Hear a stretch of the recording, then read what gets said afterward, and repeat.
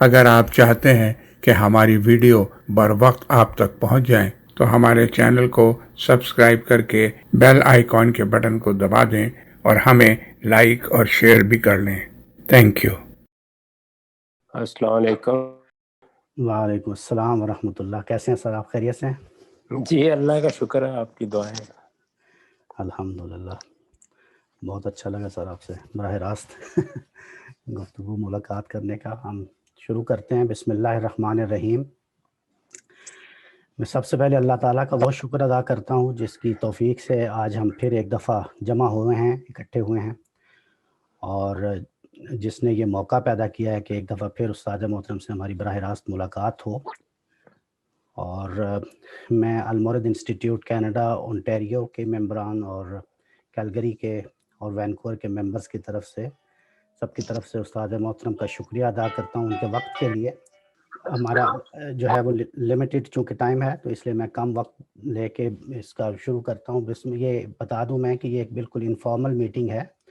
آپ استاد محترم سے کوئی بھی بات کر سکتے ہیں اور کوئی بھی سوال جو ہے وہ کر سکتے ہیں، اور صرف اتنی گزارش ہے کہ جب بھی آپ کو سوال کرنا ہو تو آپ ورچوئل ہینڈ ریز کر لیں تاکہ اپنی باری سے آپ جو ہے وہ استاد محترم سے بات کر لیں۔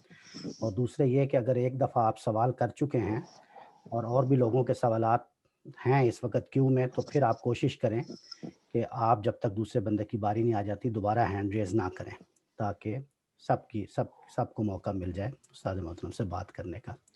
تو میں آپ سب لوگوں کا بھی شکریہ ادا کرتا ہوں، اور میں ایک سوال کے ساتھ استاد محترم سے گزارش کروں گا کہ وہ اپنی گفتگو کا آغاز کریں اور پھر ہم براہ راست لوگوں سے جو ہے وہ سوال لینا شروع کر دیں گے۔ استاد آپ کا ایک دفعہ پھر شکریہ ادا کرتا ہوں۔ رمضان شریف چونکہ بالکل اس کی آمد ہے، تو میں چاہتا ہوں کہ اس حوالے سے ہمیں کچھ بتائیں کہ تقوی حاصل کرنے کے لیے ہم کیا کر سکتے ہیں، کس طرح اس مہینے کو ہم یوٹیلائز کر سکتے ہیں زیادہ سے زیادہ بہتر انداز میں۔ یہ اللہ تعالیٰ کی عنایت ہے کہ وہ ہر سال اپنے حکم کے تحت یہ موقع فراہم کرتے ہیں کہ ہم اپنی تربیت کر سکیں۔ کم و بیش 720 گھنٹے کی یہ تربیت گاہ منعقد کر دی جاتی ہے۔ اس میں ہم اپنی جبلتوں کے ضروری تقاضوں پر بھی پابندی لگاتے ہیں، اور اس طرح اس بات کی مشق کرتے ہیں کہ ہمارا پروردگار اگر ہمیں حکم دے گا تو ہم امتثال امر میں ہر چیز چھوڑ دیں گے۔ چونکہ یہ بنیادی جبلتوں پر پابندی لگائی جاتی ہے تو وہ چند گھنٹوں ہی میں زور کرنا شروع کر دیتی ہیں، اور ہر لمحے میں یہ احساس تازہ ہونا شروع ہو جاتا ہے کہ ہم ایک پروردگار کے بندے ہیں، عاجز بندے ہیں، اس کے حکم کے پابند ہیں، اور اگر اس نے یہ فرمایا ہے کہ ہمیں پانی نہیں پینا، کھانا نہیں کھانا، شہوت کی تسکین نہیں کرنی، تو ہم ہرگز اس طرف قدم نہیں بڑھائیں گے۔ تو یہ چیز روزے کے ذریعے سے اللہ کی یاد دہانی کراتی ہے، اللہ تعالیٰ کے ساتھ ہمارے تعلق کی یاد دہانی کراتی ہے، اور ہمیں یہ احساس دلاتی ہے کہ یہ ساری مشق اس لیے ہے تاکہ ہم باقی زندگی میں بھی اسی طرح اللہ کے حکم پر اپنے آپ کو کھولنے اور بند کرنے کے لیے تیار ہو جائیں۔ تو میرے نزدیک یہ اللہ تعالیٰ کا اپنا ہی پروگرام اتنا غیر معمولی ہے کہ اس میں مزید کسی چیز کی ضرورت نہیں رہتی۔ چنانچہ اسی لیے فرمایا ہے کہ روزے تمہارے اوپر لازم کیے گئے ہیں، تو اس کا مقصد ہی یہ ہے کہ لعلکم تتقون۔ اسی طرح اس کے لیے جس مہینے کا انتخاب کیا گیا ہے وہ آپ سب جانتے ہیں کہ رمضان کا مہینہ ہے، اور رمضان کا مہینہ قرآن کے نزول کا مہینہ ہے۔ تو اللہ تعالیٰ کی کتاب ہی ہمارے لیے رہنما ہے، اسی کو ہم اپنے لیے ہدایت کا منبع سمجھتے ہیں۔ کتاب کے ساتھ زندگی کی مشغولیتوں میں زندہ تعلق کچھ کمزور پڑ جاتا ہے۔ ہر سال یہ مہینہ اس کی یاد دہانی کرا دیتا ہے۔ اس میں کوشش کرنی چاہیے کہ تذکیر کے پہلو سے قرآن کی تلاوت کی جائے۔ یعنی اگر عربی زبان آتی ہے تو پھر تو کیا ہی کہنے ہیں، نہیں آتی تو ترجمہ، سادہ ترجمہ پڑھا جائے، تاکہ قرآن مجید کا پیغام، قرآن مجید جن بنیادی حقائق پر ایمان کی دعوت دیتا ہے، قرآن مجید جو ضروری اخلاقیات سکھاتا ہے، ان کی تذکیر ہو، اور اللہ تعالیٰ کی صفات بار بار قرآن مجید میں یاد دہانی کے لیے آتی ہیں، وہ ہمارے لیے منبع الہام بنے، ہم اپنے آپ کو ان صفات کے تقاضوں کے مطابق ڈھالنے کی کوشش کریں۔ تو یہ دونوں چیزیں بڑی خوبی کے ساتھ ایک ہی حدیث میں بیان ہو گئی ہیں کہ من صام رمضان غفر له ما تقدم من ذنبه ومن قام رمضان غفر له ما تقدم من ذنبه، کہ جس نے رمضان کے روزے رکھے، اور ایک دوسری روایت میں ہے کہ ایماناً و احتسابا، یعنی ایمان کے ساتھ اور اپنے علم و عمل کا جائزہ لیتے ہوئے، تو اللہ تعالیٰ اس کے لیے مغفرت کا دروازہ کھولتا ہے، اس کے گناہوں کو معاف کرتا ہے، اور جب وہ گناہوں کو معاف کرتا ہے تو نیکی خیر کی توفیق بھی دیتا ہے۔ اسی طرح دن میں روزہ اور رات میں اگر جتنا بھی ممکن ہو سکے قرآن مجید ترتیل کے ساتھ تذکیر کے لیے اور بس سادہ ہدایت حاصل کرنے کی غرض سے پڑھا جائے، تدبر، غور و خوض، وہ بسا اوقات قرآن مجید کے اصل پیغام سے ذرا دور لے جاتا ہے۔ تو عام دنوں میں تو خیر تدبر کے بھی بہت موقع ہوتے ہیں، اللہ تعالیٰ ہر ایک کو توفیق دے۔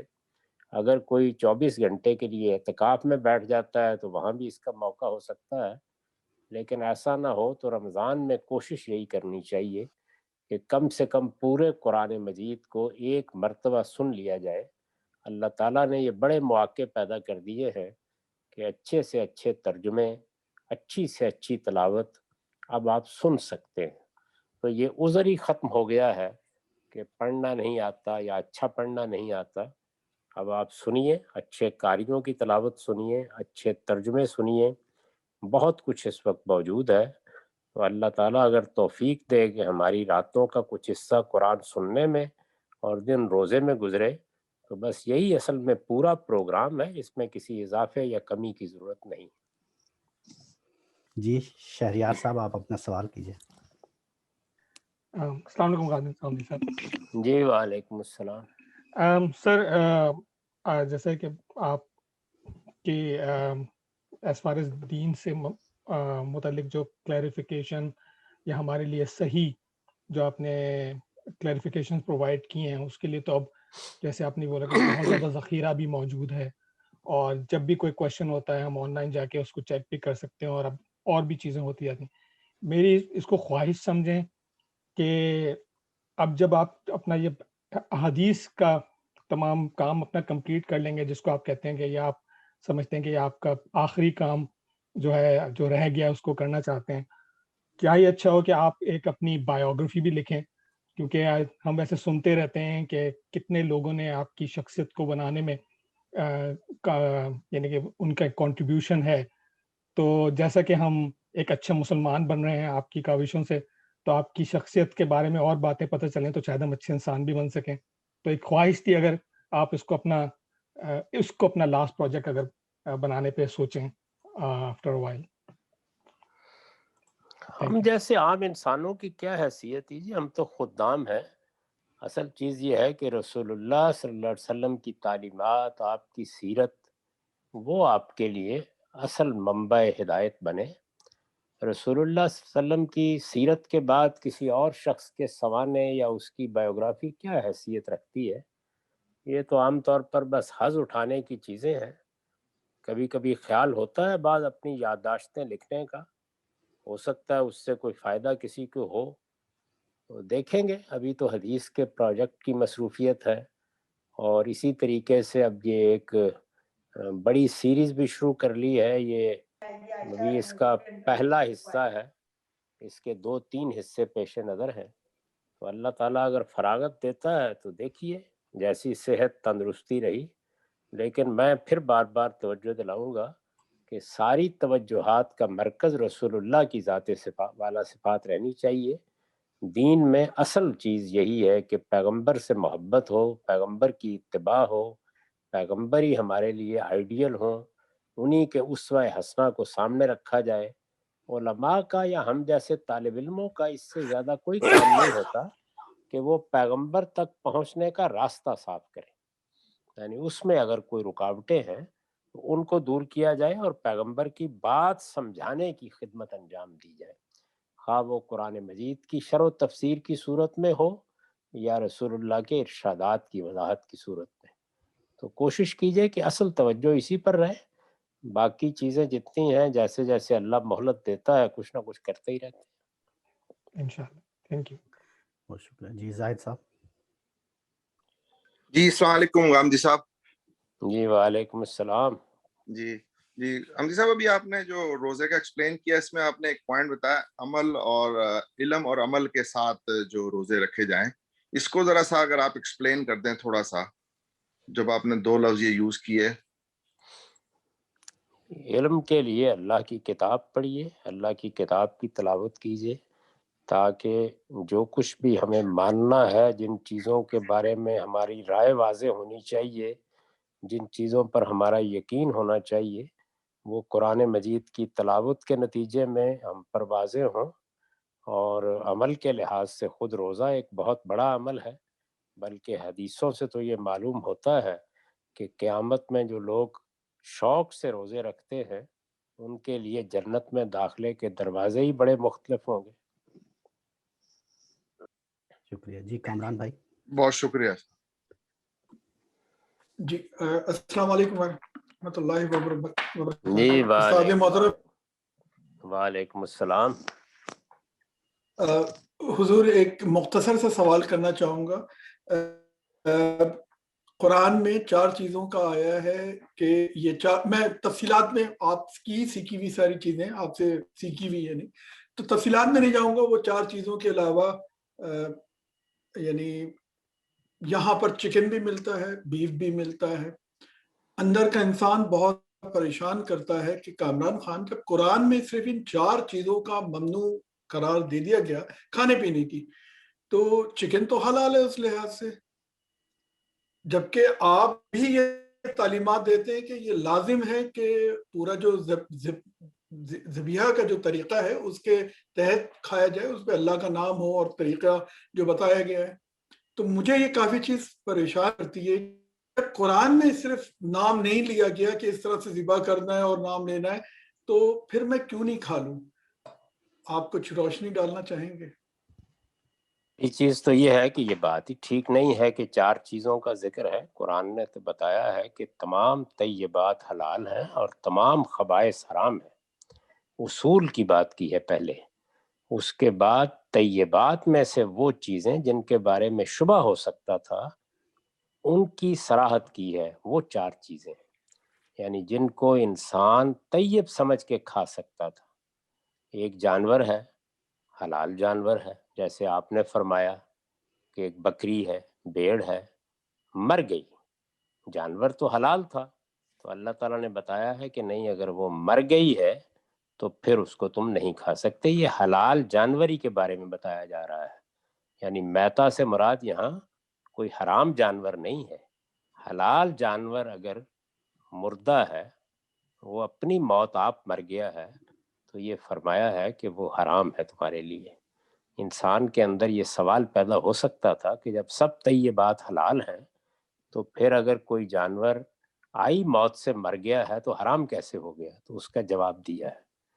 پھر یہ بتایا ہے کہ حلال جانور کے اندر ایک چیز موجود ہے، خون، تو یہ تم نہیں کھا سکتے، گوشت کھاؤ، حلال جانور کا خون بھی تمہارے لیے حرام ہے۔ ایسے ہی سور ہے، سور ایک حلال جانور ہے بظاہر، اس لیے کہ یہ بکری کی سپیشیز سے ہے، اس کو بھی حلال ہونا چاہیے تھا، لیکن چونکہ یہ گوشت بھی کھاتا ہے اور اس کی کچلیاں بھی ہوتی ہیں، تو یہ شبہ ہو سکتا تھا کہ لوگ اس کو کہیں حلال سمجھ کے کھا نہ لیں۔ اس میں درندگی اور چرندگی دونوں چیزیں جمع ہو گئی ہیں، یہ گوشت بھی کھاتا ہے اور یہ گھاس پھوس بھی کھاتا ہے، تو اللہ تعالیٰ نے فرمایا کہ نہیں، اس کو درندہ سمجھو، یہ بھی حرام ہے۔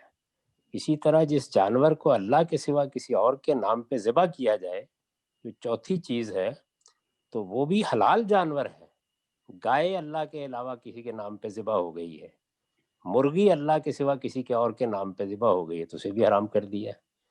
تو یہ ذرا ان پہ غور کیجئے کہ بات کیا کہی گئی ہے۔ اس کے بعد یہ سوال پیدا ہوا ہے کہ یہ میتا جو ہے اللہ مار دیتا ہے، حرام کیوں ہے؟ تو اس کا جواب یہ ہے کہ اللہ تعالیٰ نے چونکہ خون کو حرام کیا ہے، تو جب جانور اس طرح مرتا ہے تو اس کا خون نہیں نکلتا، تو اس لیے ضروری ہے کہ اس کو ذبح کیا جائے۔ چنانچہ سورہ مائدہ میں خود اللہ تعالیٰ نے وضاحت فرمائی ہے کہ اگر کوئی جانور مرتا مرتا تم نے دیکھا، اوپر سے گر پڑا، کسی جانور نے سینگ مار دیا، کوئی اور چوٹ آ گئی، اور تم محسوس کرتے ہو کہ آخری دموں پر ہے، تو یہ اگر خود مر گیا تو خون نہیں نکلے گا، حرام ہو جائے گا، اس کو تم فوراً ذبح کرو۔ تو اس میں الفاظ یہ ہے کہ الا ما زکیتم، اگر تم اس کو ذبح کر لیتے ہو اور اس کا خون نکال دیتے ہو تو پھر وہ تمہارے لیے حلال ہوگا۔ اسی طرح جب یہ سوال پیدا ہوا کہ کیا ہم اللہ کے نام کے بغیر کسی نام کے جانور کو ذبح کر دیں تو وہ جائز ہوگا، تو سورہ انعام میں اس کا جواب دیا کہ یہ کیسے ہو سکتا ہے، لا تاکلوا مما لم یذکر اسم اللہ علیہ، جس جانور کو ذبح کرتے وقت اس پر اللہ کا نام نہیں لیا گیا اس کو تم بالکل نہیں کھا سکتے۔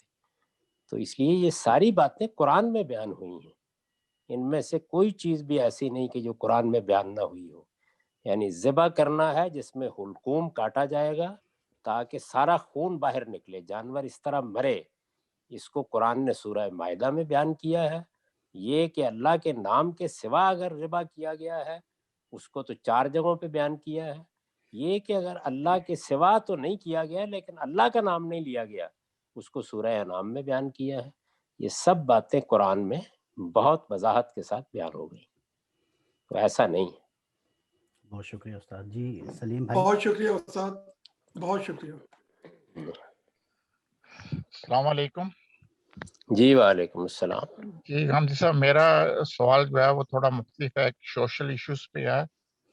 کچھ جی دن پہلے میں ایک ٹاک شو میں دیکھ رہا تھا کہ کچھ drama writers, T V serial کے رائٹر ڈسکس کر رہے تھے، تو وہ ان کو گلا تھا کہ ہمیں بولڈ ٹاپکس پہ یا بولڈ ایشو پہ لکھنے نہیں دیا جاتا، جس میں خاص کر وہ کہہ رہے تھے کہ جیسے جنسی تشدد جو سکے رشتوں میں بھی کرتے ہیں۔ تو میرا کوشچن یہ ہے کہ کیا اس قسم کی چیزوں پہ پردہ ڈالنا چاہیے یا ان کو ٹی وی سیریل بنا کے پیش کرنا چاہیے؟ آپ کا اس پہ کیا خیال ہے؟ دیکھیے جی، یہ بڑی تلوار کی دھار ہے، یعنی لوگوں کو ایجوکیٹ بھی کرنے کی ضرورت ہوتی ہے۔ بعض چیزیں ہمارے سوسائٹی میں موجود ہیں، ان کی اصلاح کے لیے تحریریں بھی لکھنی پڑتی ہیں، آپ کوئی ٹاک شو بھی کرتے ہیں، آپ کوئی ڈرامہ بھی لکھتے ہیں، تو یہ ساری چیزیں اپنی ایک افادیت رکھتی ہیں۔ مسلمانوں کی تاریخ میں ان موضوعات پر بہت کچھ لکھا گیا ہے، ہماری فقہ میں بڑی چیزیں لکھی گئی ہیں، اسی طرح سے ہمارے ہاں کے ادب میں، شاعری میں یہ سب چیزیں زیر بحث آتی رہی ہیں، یہ زندگی کے حقائق ہیں۔ لیکن ایک دوسرا پہلو یہ بھی ہے کہ چونکہ یہ جو جدید میڈیا ہے یہ اب ہر گھر میں پہنچا ہوا ہے، کتاب تو پھر بہرحال کسی قاعدے ضابطے سے پڑھی جاتی تھی، ایک عمر میں پڑھی جاتی تھی، اس کو بچے بھی دیکھتے ہیں، چھوٹے بھی دیکھتے ہیں، بڑے بھی دیکھتے ہیں، تو اس لیے یہ ایک دو دھاری تلوار بن جاتی ہے کہ اس طرح کی چیزیں کہیں لوگوں کے لیے پرووک کرنے کا ذریعہ نہ بن جائیں۔ اس میں ایک توازن رکھتے ہوئے احتیاط کے ساتھ، جس میں اچھے ماحول کو بھی ہم خراب نہ کر بیٹھیں، گھروں میں ٹیلی ویژن دیکھے جا رہے ہیں، گھروں میں پروگرام اور ڈرامے دیکھے جا رہے ہیں، تو ماحول پاکیزہ رہے، خاندان کے لوگ بچے بڑے بیٹھ کے دیکھ سکیں اور سلیقے کے ساتھ ان چیزوں کو زیر بحث لایا جائے تو کوئی حرج کی بات نہیں۔ اس کے لیے یہ لفظ بولڈ موضوع نہیں ہے، اصل میں ہونا یہ چاہیے کہ ہر وہ چیز موضوع بنائی جا سکتی ہے جس سے مقصود یہ ہو کہ لوگوں کے مسائل کو اجاگر کیا جائے، سوسائٹی کو بہتر کیا جائے، لوگوں کی اصلاح کی جائے اور ان کے سامنے وہ حقائق رکھے جائیں جن کو اگر آدمی ملحوظ نہ رکھے تو بعض اوقات خرابیاں پیدا ہوتی ہیں۔ تو میرے نزدیک اگر صحیح توازن کے ساتھ یہ معاملات کیے جائیں تو پھر سوسائٹی بھی ان کو آہستہ آہستہ قبول کر لیتی ہے. یہاں دو طرح کی ایکسٹریمز پائی جاتی ہیں اور ہم عام طور پر انتہا پسندی اختیار کرتے ہیں. ایک یہ ہے کہ ان موضوعات کے بارے میں جس نے بات کی وہ لبرل ہے، وہ دین بیزار ہے، وہ ملحد ہے، اور دوسرا یہ ہے کہ آپ زبان ہی بند رکھیں تو یہی دینداری ہے. بہرحال یہ زندگی کے مسائل اور زندگی کے حقائق ہیں، ایک سلیقے اور قاعدے کے ساتھ ان سب پہ بات کرنی چاہیے، اس میں کوئی حرج کی چیز نہیں. بہت شکریہ. جی خلیل بھائی، خلیل حشمت. السلام علیکم سر. جی وعلیکم السلام. سر کیسی طبیعت آپ کی؟ اللہ کا شکر، آپ خیریت سے ہیں؟ ٹھیک ہے، اللہ کا شکر، اللہ کا شکر. سب دعائیں آپ کی.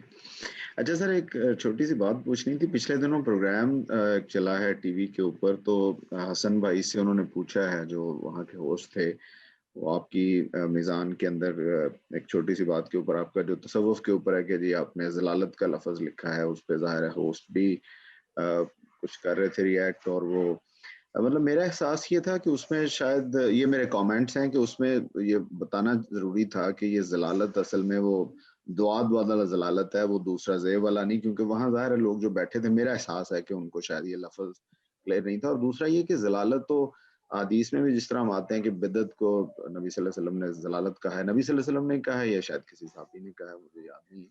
تو میرا مطلب یہ ہے کہ آپ اس پہ کس طرح جواب دیتے ہیں ان ہوسٹ کو، اگر وہ آپ سے یہ پوچھتے ہیں کہ اس سے کسی کی دل آزاری ہوتی ہے تو کیا وہ کہتے ہیں جی پھر ہمیں معافی مانگنی چاہیے، اس طرح کی کوئی بات؟ بہت شکریہ سر. دیکھیے وہ ایک پبلک میڈیا پہ اصولی سی بات ہو رہی تھی، اس میں میرا خیال ہے کہ جو گریز کا رویہ اختیار کیا گیا وہ ٹھیک تھا، ایسے ہی کرنا چاہیے.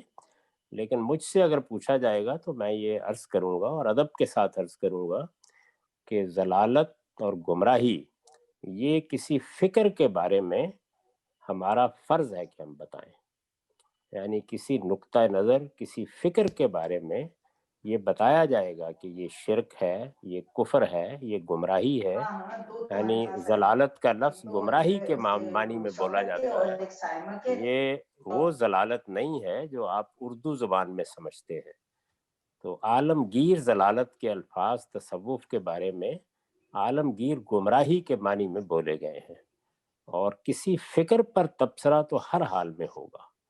یعنی اس تبصرے سے گریز کیا ہی نہیں جا سکتا. میں اگر مسیحیوں کے بارے میں بات کروں گا تو یہ کہوں گا کہ شرک یہ ناقابل معافی جرم ہے، اس کو گوارا نہیں کیا جا سکتا.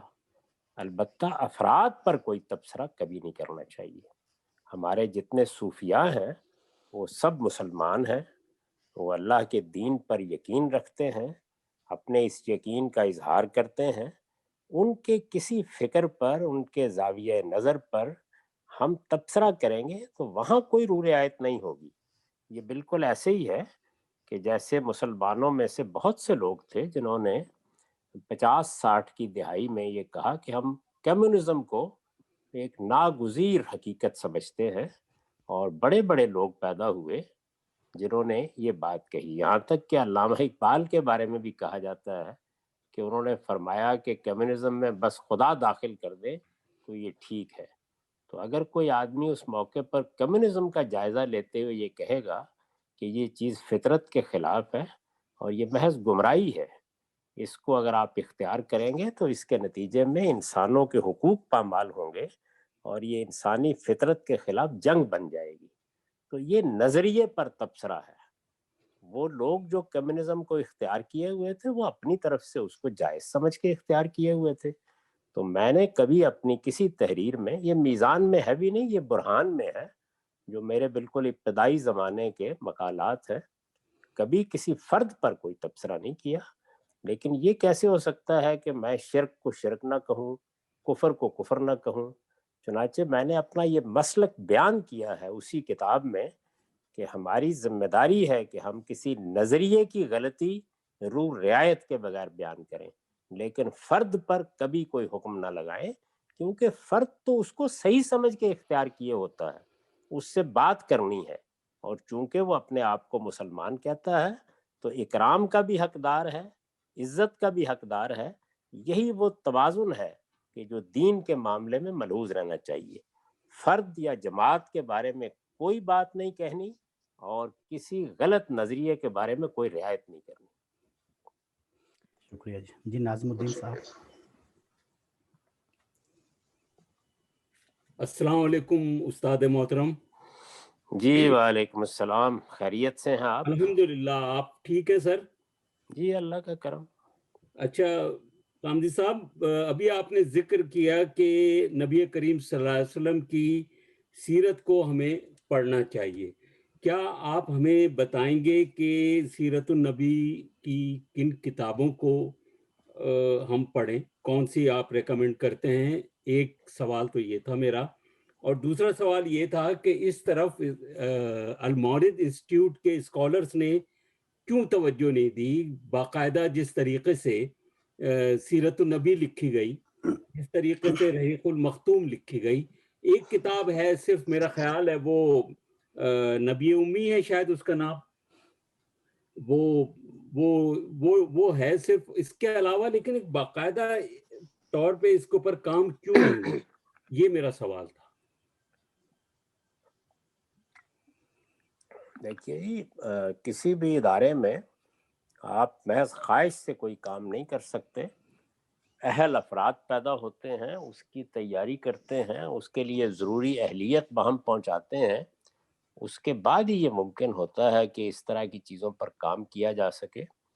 تو جو ہمارے بس میں ہے یا جو افراد میسر ہیں یا جتنے وسائل ہمارے پاس ہیں، ان میں جن چیزوں پر کام کرنا ممکن ہے کر رہے ہیں.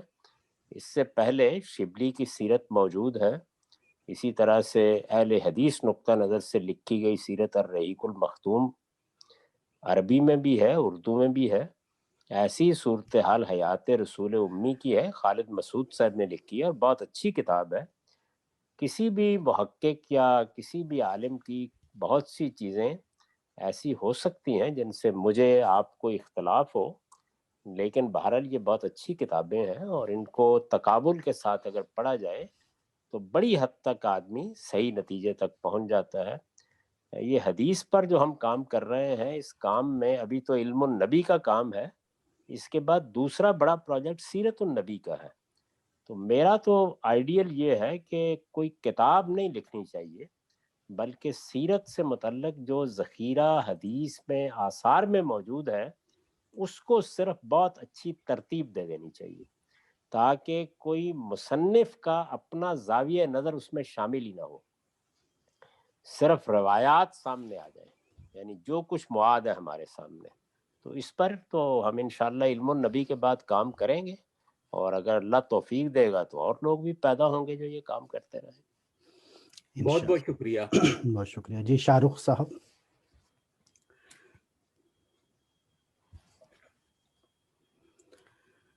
شاہ رخ صاحب آپ ان میوٹ کر لیجئے. السلام علیکم قامدی صاحب، it's an honour talking to you. اور میرا ایک سوال تھا جو کہ یہ قلب اور ذہن کی جو ایک کشمکش ہے اس کے بارے میں. قرآن میں جو جتنا میں جانتا ہوں اس میں یہ ہے کہ قلب کا کافی ذکر آیا ہے اور اس کی کچھ سچائی کے بارے میں بھی کافی کچھ ہے، لیکن کسی وقت انسان ایک ایسے کشمکش میں آ جاتا ہے جس میں قلب اور ذہن جو ہے وہ آپس میں ایک دوسرے سے جھگڑا کر رہے ہوتے ہیں. تو میں جو آپ سے پوچھنا چاہوں گا کہ اسلام اور قرآن کی روشنی میں کبھی اگر آپ اس موقع پہ اگر آپ آ جائیں تو آپ کو قلب کا سننا چاہیے یا اپنے ذہن کی طرف جانا چاہیے؟ شکریہ. کہ جی اللہ تعالیٰ نے اس سوال کا بڑا واضح، بڑا ہی قطعی جواب دیا ہے، اور وہ یہ ہے کہ آپ کو ہر حال میں عقل کے فیصلوں کو قبول کرنا چاہیے. یعنی بہت سی چیزیں ہیں کہ جن میں ہمارے جذبات، ہمارے احساسات، ہماری خواہشیں کسی اور جانب کھینچ رہی ہوتی ہیں، لیکن اللہ تعالیٰ نے یہ خواہشیں دی ہیں، ان میں بھی ایک حسن ہے. شہوت کا جذبہ رکھا ہے، اس میں بھی ایک حسن ہے. جذبات دیے ہیں وہ بھی اپنے اندر بڑا جمال رکھتے ہیں. ان ساری چیزوں کی پیروی آپ کریں، اور کوئی حرج کی بات نہیں ہے کہ عام طور پر زندگی دل ہی کے ساتھ بسر کرنی چاہیے، وہی ایک بیدار زندگی ہوتی ہے. لیکن عقل کو اس پر حکومت کرنا چاہیے، یعنی ہر موقع کے اوپر اسے بتانا چاہیے کہ ہم اپنی خواہشات یا جذبات یا شہوات کی پیروی میں کہیں عقل کے تقاضوں کو تو فراموش نہیں کر رہے، اور عقل ہی کا یہ تقاضا ہے کہ جب ہم نے عقلی طور پر یہ مان لیا کہ اللہ کے آخری پیغمبر کی ہدایت ہمارے پاس ہے، تو پھر اس کی بھی حکومت قائم رکھنی چاہیے۔ تو یہی توازن ہے جس کے ساتھ زندگی بسر ہوتی ہے، لیکن عقل سے فیصلہ طلب کرنے کی ضرورت ہر وقت نہیں پڑتی، جس وقت کسی کراس روڈ پر ہوتے ہیں اس وقت پڑتی ہے۔ عام حالات میں آپ اپنی محبتیں، اپنے جذبات، اپنے دل کے رجحانات کے مطابق زندگی بسر کریں، کوئی حرج کی بات نہیں ہے۔ ان سب چیزوں سے زندگی میں ندرت، حسن اور جمال پیدا ہوتا ہے۔ شکریہ جی۔ اسما تنویر بہن، یہ ہماری وینکوور کی انچارج ہیں جی، وینکوور برانچ کی۔ السلام علیکم۔ جی وعلیکم السلام۔ آپ خیریت سے ہیں بہن؟ ٹھیک ہیں؟ جی بالکل، آپ کیسے ہیں؟ اللہ کا شکر، آپ کی دعا ہے۔ جی میرا کوشچن بھی یہ حلال اور حرام کے بارے میں ہے۔ کچھ یہاں پہ ریسٹورینٹس ایسے ہیں، کینیڈین ریسٹورینٹس، جن میں حلال چکن وہ پرووائڈ کرتے ہیں نا، تو وہاں پہ وہ پورک اور بیکن وغیرہ بھی بناتے ہیں اسی کچن میں۔ تو ایٹ ٹائمز ہم لوگ صرف اس لیے اوائڈ کر دیتے ہیں کہ یہ کنفیوژن کریٹ کرتا ہے کہ جس آئل میں وہ فرائی ہوتا ہے اسی میں وہ بیکن بھی کرتے ہیں ہوں شاید، اور یا جو میرینیٹ وغیرہ کرتے ہیں۔ تو آپ کے خیال میں ایسی کنفیوژن میں ہمیں کیا ڈیسیژن لینا چاہیے؟ Thank you.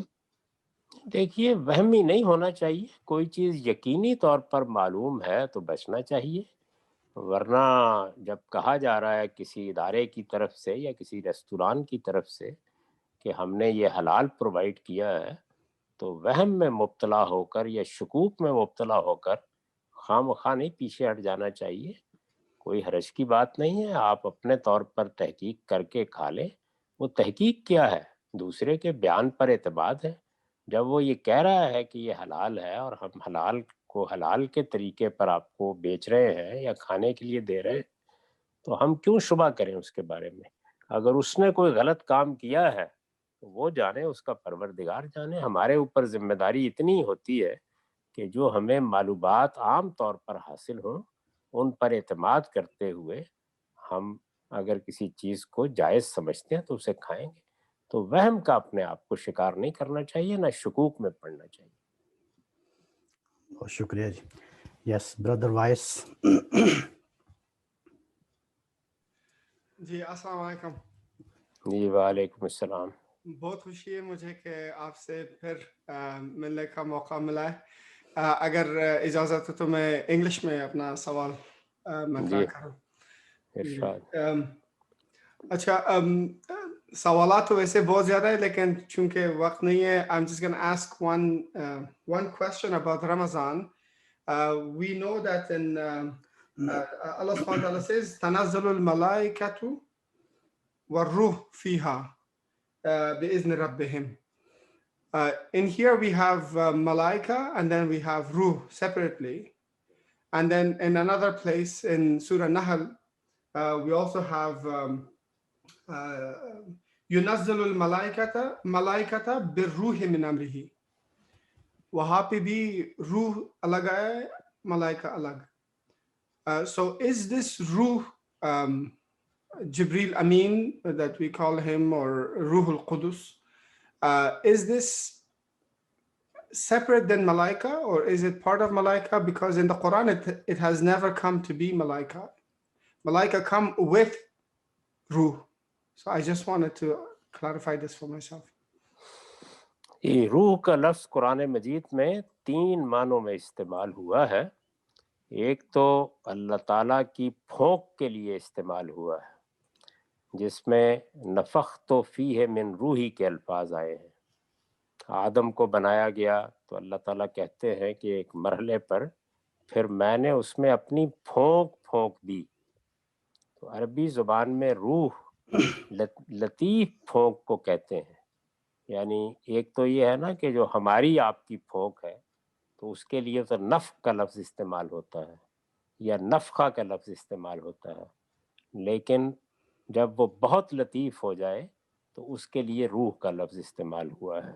اللہ تعالیٰ کی طرف سے جو ہمیں شعور ملا ہے یا شخصیت ملی ہے، اس کو دینے کا طریقہ یہ اختیار کیا گیا ہے کہ گویا جیسے ایک پھونک پھونکتی جاتی ہے۔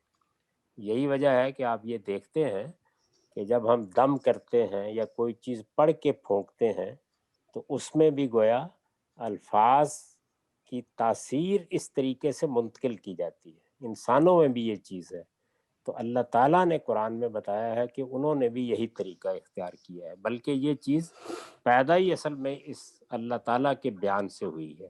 تو ایک روح کا مطلب یہ ہے۔ دوسرے روح کا لفظ وحی ہے، یعنی جس طرح وحی کو وحی کہا جاتا ہے، اسی طرح قرآن مجید میں روح کا لفظ وحی کے لیے استعمال ہوا ہے اور کئی جگہوں پر استعمال ہوا ہے۔ تو یہ جو آپ نے آیت پڑھی ہے کہ ملائکہ روح کے ساتھ نازل ہوتے ہیں، تو مطلب یہ ہے کہ اللہ کی وحی لے کر آتے ہیں، اللہ کا پیغام لے کے آتے ہیں۔ اور جب ہر روح کا لفظ ملائکہ پر عطف ہو کے آئے، جس طرح کے سورہ قدر میں آیا ہے، تو اس سے مراد ہے روح الامین یا جبریل امین۔ تو یہ لفظ 3 مفاہیم میں 3 معنوں میں استعمال ہوتا ہے، اور ہر جگہ سیاق سباق کانٹیکسٹ سے اور جملے کی ساخت سے معلوم ہو جاتا ہے کہ کس معنی میں لینا ہے۔ بہت شکریہ جی، بہت زیادہ شکریہ، تھینک یو جی۔ فرقان خان صاحب یہ انچارج ہیں ہمارے کیلگری برانچ کے۔ فرقان بھائی آپ ذرا ان میوٹ کر لیجئے پلیز۔ السلام علیکم استاد محترم۔ جی وعلیکم السلام، خیریت سے ہیں آپ لوگ؟ جی الحمدللہ، آپ کے یہاں سب خیریت؟ اللہ کا شکر ہے جی، آپ کی دعا۔ آپ سے ملاقات نہیں ہو سکی، میں آ نہیں سکا تھا اکتوبر 2 سال پہلے جو پروگرام ہوا تھا، لیکن انشاءاللہ جلد ملاقات ہوگی اور حالات بہتر ہو جائیں تو۔ اور بہت سارے سوالات ہیں اور وہ اکیلے میں ہی ہوں تو زیادہ بہتر مزہ آئے گا، لیکن میرے بڑے بھائی میرے ساتھ ہیں جو کچھ سوال کرنا چاہ رہے ہیں۔ جی ضرور فرمائیے۔ السلام علیکم ورحمۃ اللہ۔ وعلیکم السلام۔ گاندھی صاحب، میرا سوال ہے یوں میرا مطالعہ ہے، لیکن میرا سوال ہے سورہ شورا کے حوالے سے، اور ان میں جن لوگوں کا ذکر ہے وہ غلطی مجھ سے پچھلے 45 سال سے سرزد ہوتی آ رہی ہے، تو اس کی کیا حیثیت ہے؟ اس کی ممانعت تو نہیں ہے، لیکن وہ جو کہتے ہیں کرتے نہیں ہیں، اس کو اگر آپ بالکل سادہ الفاظ میں بیان کریں تو جو ایک ہچکچاہٹ ہے مجھ میں، یا بہرحال جیسے ابھی شہریار صاحب نے قلب اور ذہن کے حوالے سے سوال کیا، تو میں تو دل کی گواہی پر بہت سی راستے متعین کرتا ہوں۔ اب چیزیں ایسی ہو گئی ہیں کہ سامنے آنے لگی ہیں میڈیا کے بدولت، یا چیزیں بہرحال عدم اطمینان کی صورت میں پیچھے ہٹ جانا اور اطمینان کی صورت میں، تو بہرحال شاعری پر آپ کے خیالات آپ بھی کرتے رہے ہیں، اور ڈاکٹر اسرار احمد، خود آپ بھی، اقبال کے اشعار اور دیگر چیزیں، تو وہ خاصی پکچر کلیئر تو ہے، لیکن یہ موقع میں آپ کے ساتھ اپنے اس ذاتی جذبات اور خیالات کو شیئر کرنا چاہتا ہوں کہ آپ کی اس بارے میں کیا رائے ہے، اگر وہ اپنی حدود میں رہ کر کی جائے تو درست ہے۔ تمام فنون لطیفہ بالکل جائز ہے، اللہ تعالیٰ کی بہت بڑی نعمت ہے۔ شاعری اپنی ذات میں اللہ تعالیٰ کا ایک انعام ہے، بہت سے لوگوں پر یہ ہوتا ہے۔ غنا، موسیقی، تصویر کشی، یہ سب اللہ کی نعمتیں ہیں، اور اللہ تعالیٰ ہی نے انسانوں کے اندر ان کا ذوق بھی رکھا ہے، اور اللہ تعالیٰ ہی نے انسانوں کو اس کی صلاحیت بھی دی ہے۔ اس پر اللہ کا شکر ادا کرنا چاہیے کہ یہ صلاحیت آپ کو شاعری میں ملی، کسی کو مصوری میں ملی، کسی کو اچھی آواز کی صورت میں ملی، کسی کو اچھے گانے کی صورت میں ملی۔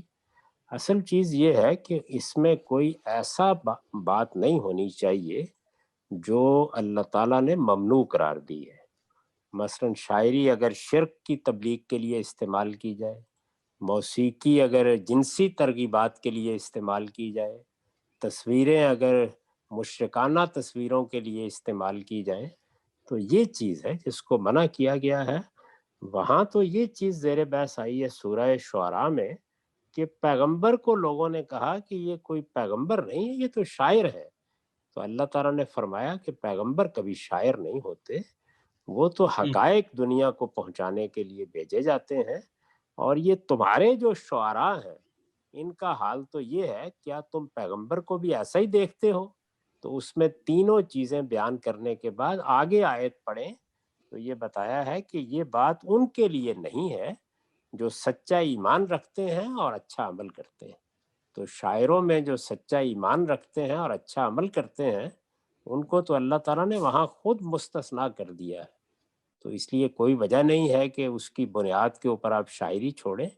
बस शायरी का जायज़ा लेते रहें, मोहब्बत के जज्बात का इजहार करना, लतीफ़ एहसासात को बयान करना, फितरत की मंजर कशी करना, लोगों को किसी जज्बाती पहलू से अच्छी बात की तरफ तवज्जो दिलाना, इन मौज़ूआत में जिसको भी आप शायरी में इख्तियार करें वो बहुत बड़ी नेमत है। खुद रसूलुल्लाह सल्लम हज़रत हस्सान के लिए मिंबर लगाते थे और लोगों से कहते थे, बल्कि दुआ फरमाई आपने कि हस्सान को अल्लाह ने शेर कहने की बड़ी अच्छी सलाहियत दी है, तो आपने दुआ की कि परवरदिगार रूहुल कुदस के ज़रिए से इनकी मदद कर।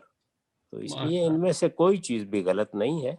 बाकी देखिए, आपके बड़े शायर हैं मौलाना अल्ताफ़ हुसैन हाली, तो उन्होंने अपने ज़माने के शायरों को देखकर ये कहा कि गुनाहगार वहाँ छूट जाएंगे सारे, जहन्नम को भर देंगे शायर हमारे।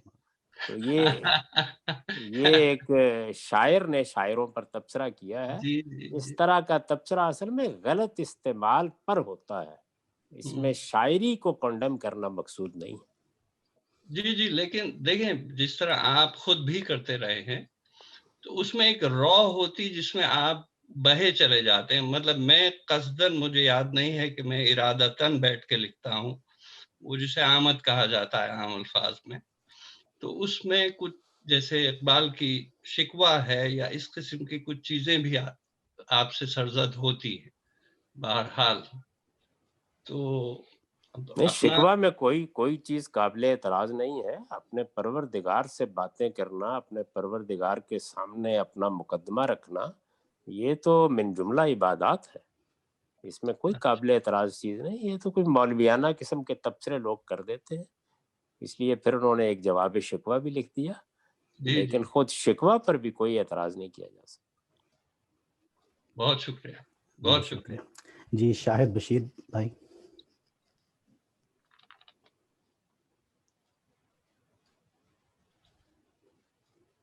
आप अनम्यूट कर लीजिए जरा। मैं अनम्यूट कर जी। अस्सलाम वालेकुम गामदी साहब। जी वालेकुम अस्सलाम। जी, मैं शाहिद बात कर रहा हूँ डिट्रॉइट मिशिगन से। मेरा सवाल अहादीस के सिलसिले में, जिस पे आप नहीं, तो ये आप कनाडा कैसे चले गए? ये तो कनाडा वालों की मजलिस।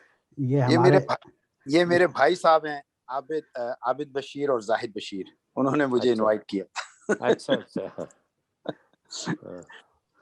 तो मेरा सवाल उन अहादीस के सिलसिले में जिस पे आप काम कर रहे हैं कि फर्स्ट ऑफ ऑल कि इसमें आपका क्या टारगेट है, आपने कितनी अहादीस पे काम करना है। दूसरा सवाल इस सिलसिले में ये है कि क्या इन अहादीस को किसी किताब की सिलसिले में, किताब की शक्ल में पब्लिश करने का प्रोग्राम है आपका। तीसरा सवाल ये है कि हम मुख्तलिफ प्रोग्राम में आपकी अहादीस जो सुनते हैं, तो आप किसी ये सब्जेक्ट के हिसाब से अहादीस बयान कर रहे हैं, या मुझे मुख्तलिफ प्रोग्राम में जो मैंने आपकी अहादीस सुनी है, तो एक प्रोग्राम से दूसरे प्रोग्राम में मतलब कि मुझे इसमें कोई सीक्वेंस नजर नहीं आ रही कि ये एक मतलब कि एक टॉपिक है जैसे कि रोज़ा या ज़कात या हज या कुछ इस सिलसिले में कि आप एक टॉपिक के ऊपर कुछ अहादीस बयान कर रहे हैं, उसके बाद फिर दूसरे टॉपिक के ऊपर। तो ये इस सिलसिले में कुछ रोशनी डालें कि किस तरह आप इसको जो है अरेंज कर रहे हैं और इस सिलसिले में आपका क्या प्रोग्राम है। पहले सवाल का जवाब ये है जी कि ये कोई 70,000 के करीब रवायतें हैं जो इस वक्त तक हमें मयस्सर हो गई हैं। यानी सबसे बड़ा मजबूआ इससे पहले अहमद बिन हम्बल की मुस्नद थी, उसमें भी कोई 40-45 हज़ार के करीब अहादीस थी। اب چونکہ بعض مخطوطے اور بعض دوسری کتابیں چھپ گئی ہیں تو اندازہ کیا جاتا ہے کہ یہ 70,000 سے کچھ زیادہ ہے۔ یہ ظاہر ہے کہ کوئی مربوط کلام نہیں ہوتا، بلکہ لوگوں نے رسول اللہ کی کوئی بات سنی، کوئی چیز دیکھی، اس کو بیان کر دیا ہے، ٹکڑوں کی صورت پہ ہمیں ملتی ہیں یہ چیزیں۔ یعنی ایسا نہیں ہے کہ کوئی باقاعدہ تقریر ہے یا کوئی خطبہ ہے، بلکہ ایک بات کسی نے صبح سنی ہے، کسی نے شام سنی، کوئی گیا اس نے کوئی چیز دیکھی تو لوگوں کو کوئی بات یاد رہ گئی یا انہوں نے محسوس کیا کہ یہ ایک بڑا اچھا مشاہدہ ہمیں ہوا ہے، وہ انہوں نے بیان کر دیا ہے۔ تو یہ اسی طرح کی بکھری ہوئی معلومات ہیں جو روایتوں کی صورت میں نے عرض کیا کوئی 70,000 کے قریب۔ تو ہم اس ساری پر کام کر رہے ہیں۔ اس کو ہم نے پورے ذخیرے کو 3 حصوں میں تقسیم کیا ہے: علم النبی، سیرت النبی اور فقہ النبی۔ علم النبی میں زیادہ تر ایمان اور اخلاق کے بحثیں ہیں، سیرت النبی میں رسول اللہ کی ذاتی زندگی اور اس کے حالات ہیں، اور فقہ النبی میں قانون سے متعلق یا شریعت سے متعلق چیزیں ہیں۔ تو ابھی تو فقہ النبی کی نوبت نہیں آئی اور سیرت النبی پر کچھ کام ہم نے کیا ہے، زیادہ کام علم النبی پر کر رہے ہیں۔ یہ ہمارے رسالے میں شائع بھی ہوتا رہتا ہے، ہماری سائٹ پر بھی موجود ہے۔ ظاہر ہے کہ یہ تحریری اور کتابی صورت ہی میں مرتب ہو رہا ہے، لیکن علم النبی پورا ہو جائے تو شاید یہ کوئی 2 جلدیں بنے گی، اس کے بعد ہم اس کو شائع کریں گے، پھر اس کے بعد سیرت النبی کے کام کو باقاعدہ طریقے سے انشاءاللہ کریں گے۔ میں یہ جو اپنے ہفتہ وار درس میں پڑھاتا ہوں تو یہ وہی کام ہے جس کو میں پڑھا رہا ہوں۔ اس میں جو ابواب ہیں اس وقت جو پڑھائے گئے ہیں ان میں پہلے وہ چیزیں تھیں کہ جنت میں جانے کی کیا چیزیں ہیں، پھر ایک بہت تفصیلی باب تھا جہنم سے لے جانے والی کیا چیزیں ہیں، آج کل اخلاقیات کا باب پڑھایا جا رہا ہے۔ تو یہ تو بالکل طے ہے کہ یہ کوئی مربوط کلام ہو نہیں سکتا، اس میں اسی طرح کی چیزیں ہوں گی، لیکن ایک تھریڈ یا رشتہ اس میں جو ہے وہ اخلاقی چیزوں کا ہے، آج کل وہی چل رہی۔ شکریہ جی، بہت بہت شکریہ۔ بہت شکریہ جی۔ محمد عاصم صاحب صاحب۔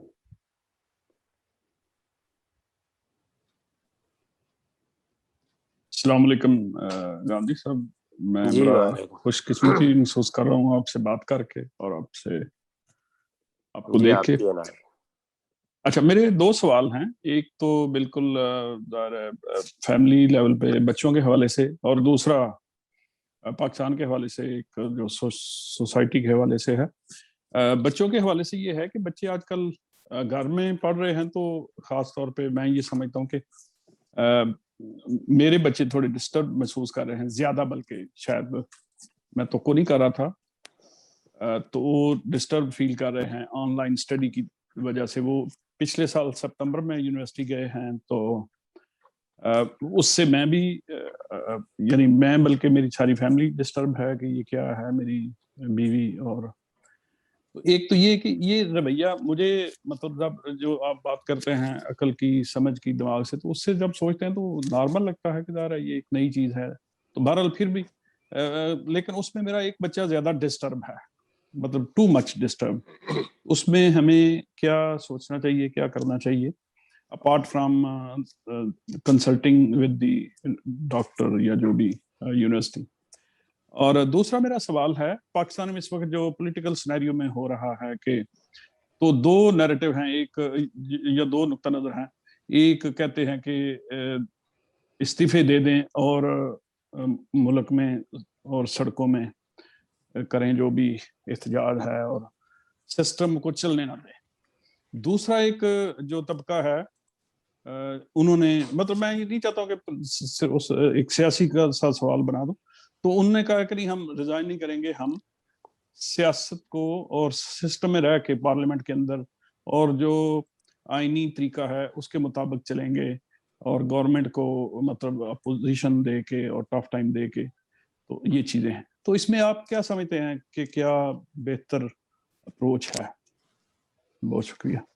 شکریہ جی، پہلے سوال کے جواب میں یہ ہے کہ یہ معاملہ صرف آپ ہی کے بچوں کا نہیں ہے، اس وقت تو ہم سن رہے ہیں کہ پاکستان میں خاص طور پر برطانیہ میں بھی بلکہ بعض دوستوں نے بتایا کہ ان کو یہی مشکل پیش آ رہی ہے، کیونکہ بچے اسکول جاتے تھے یا کالج میں جاتے تھے، یونیورسٹی میں جاتے تھے، تو وہ ایک خاص طریقہ تھا دوست احباب ملنا ملانا.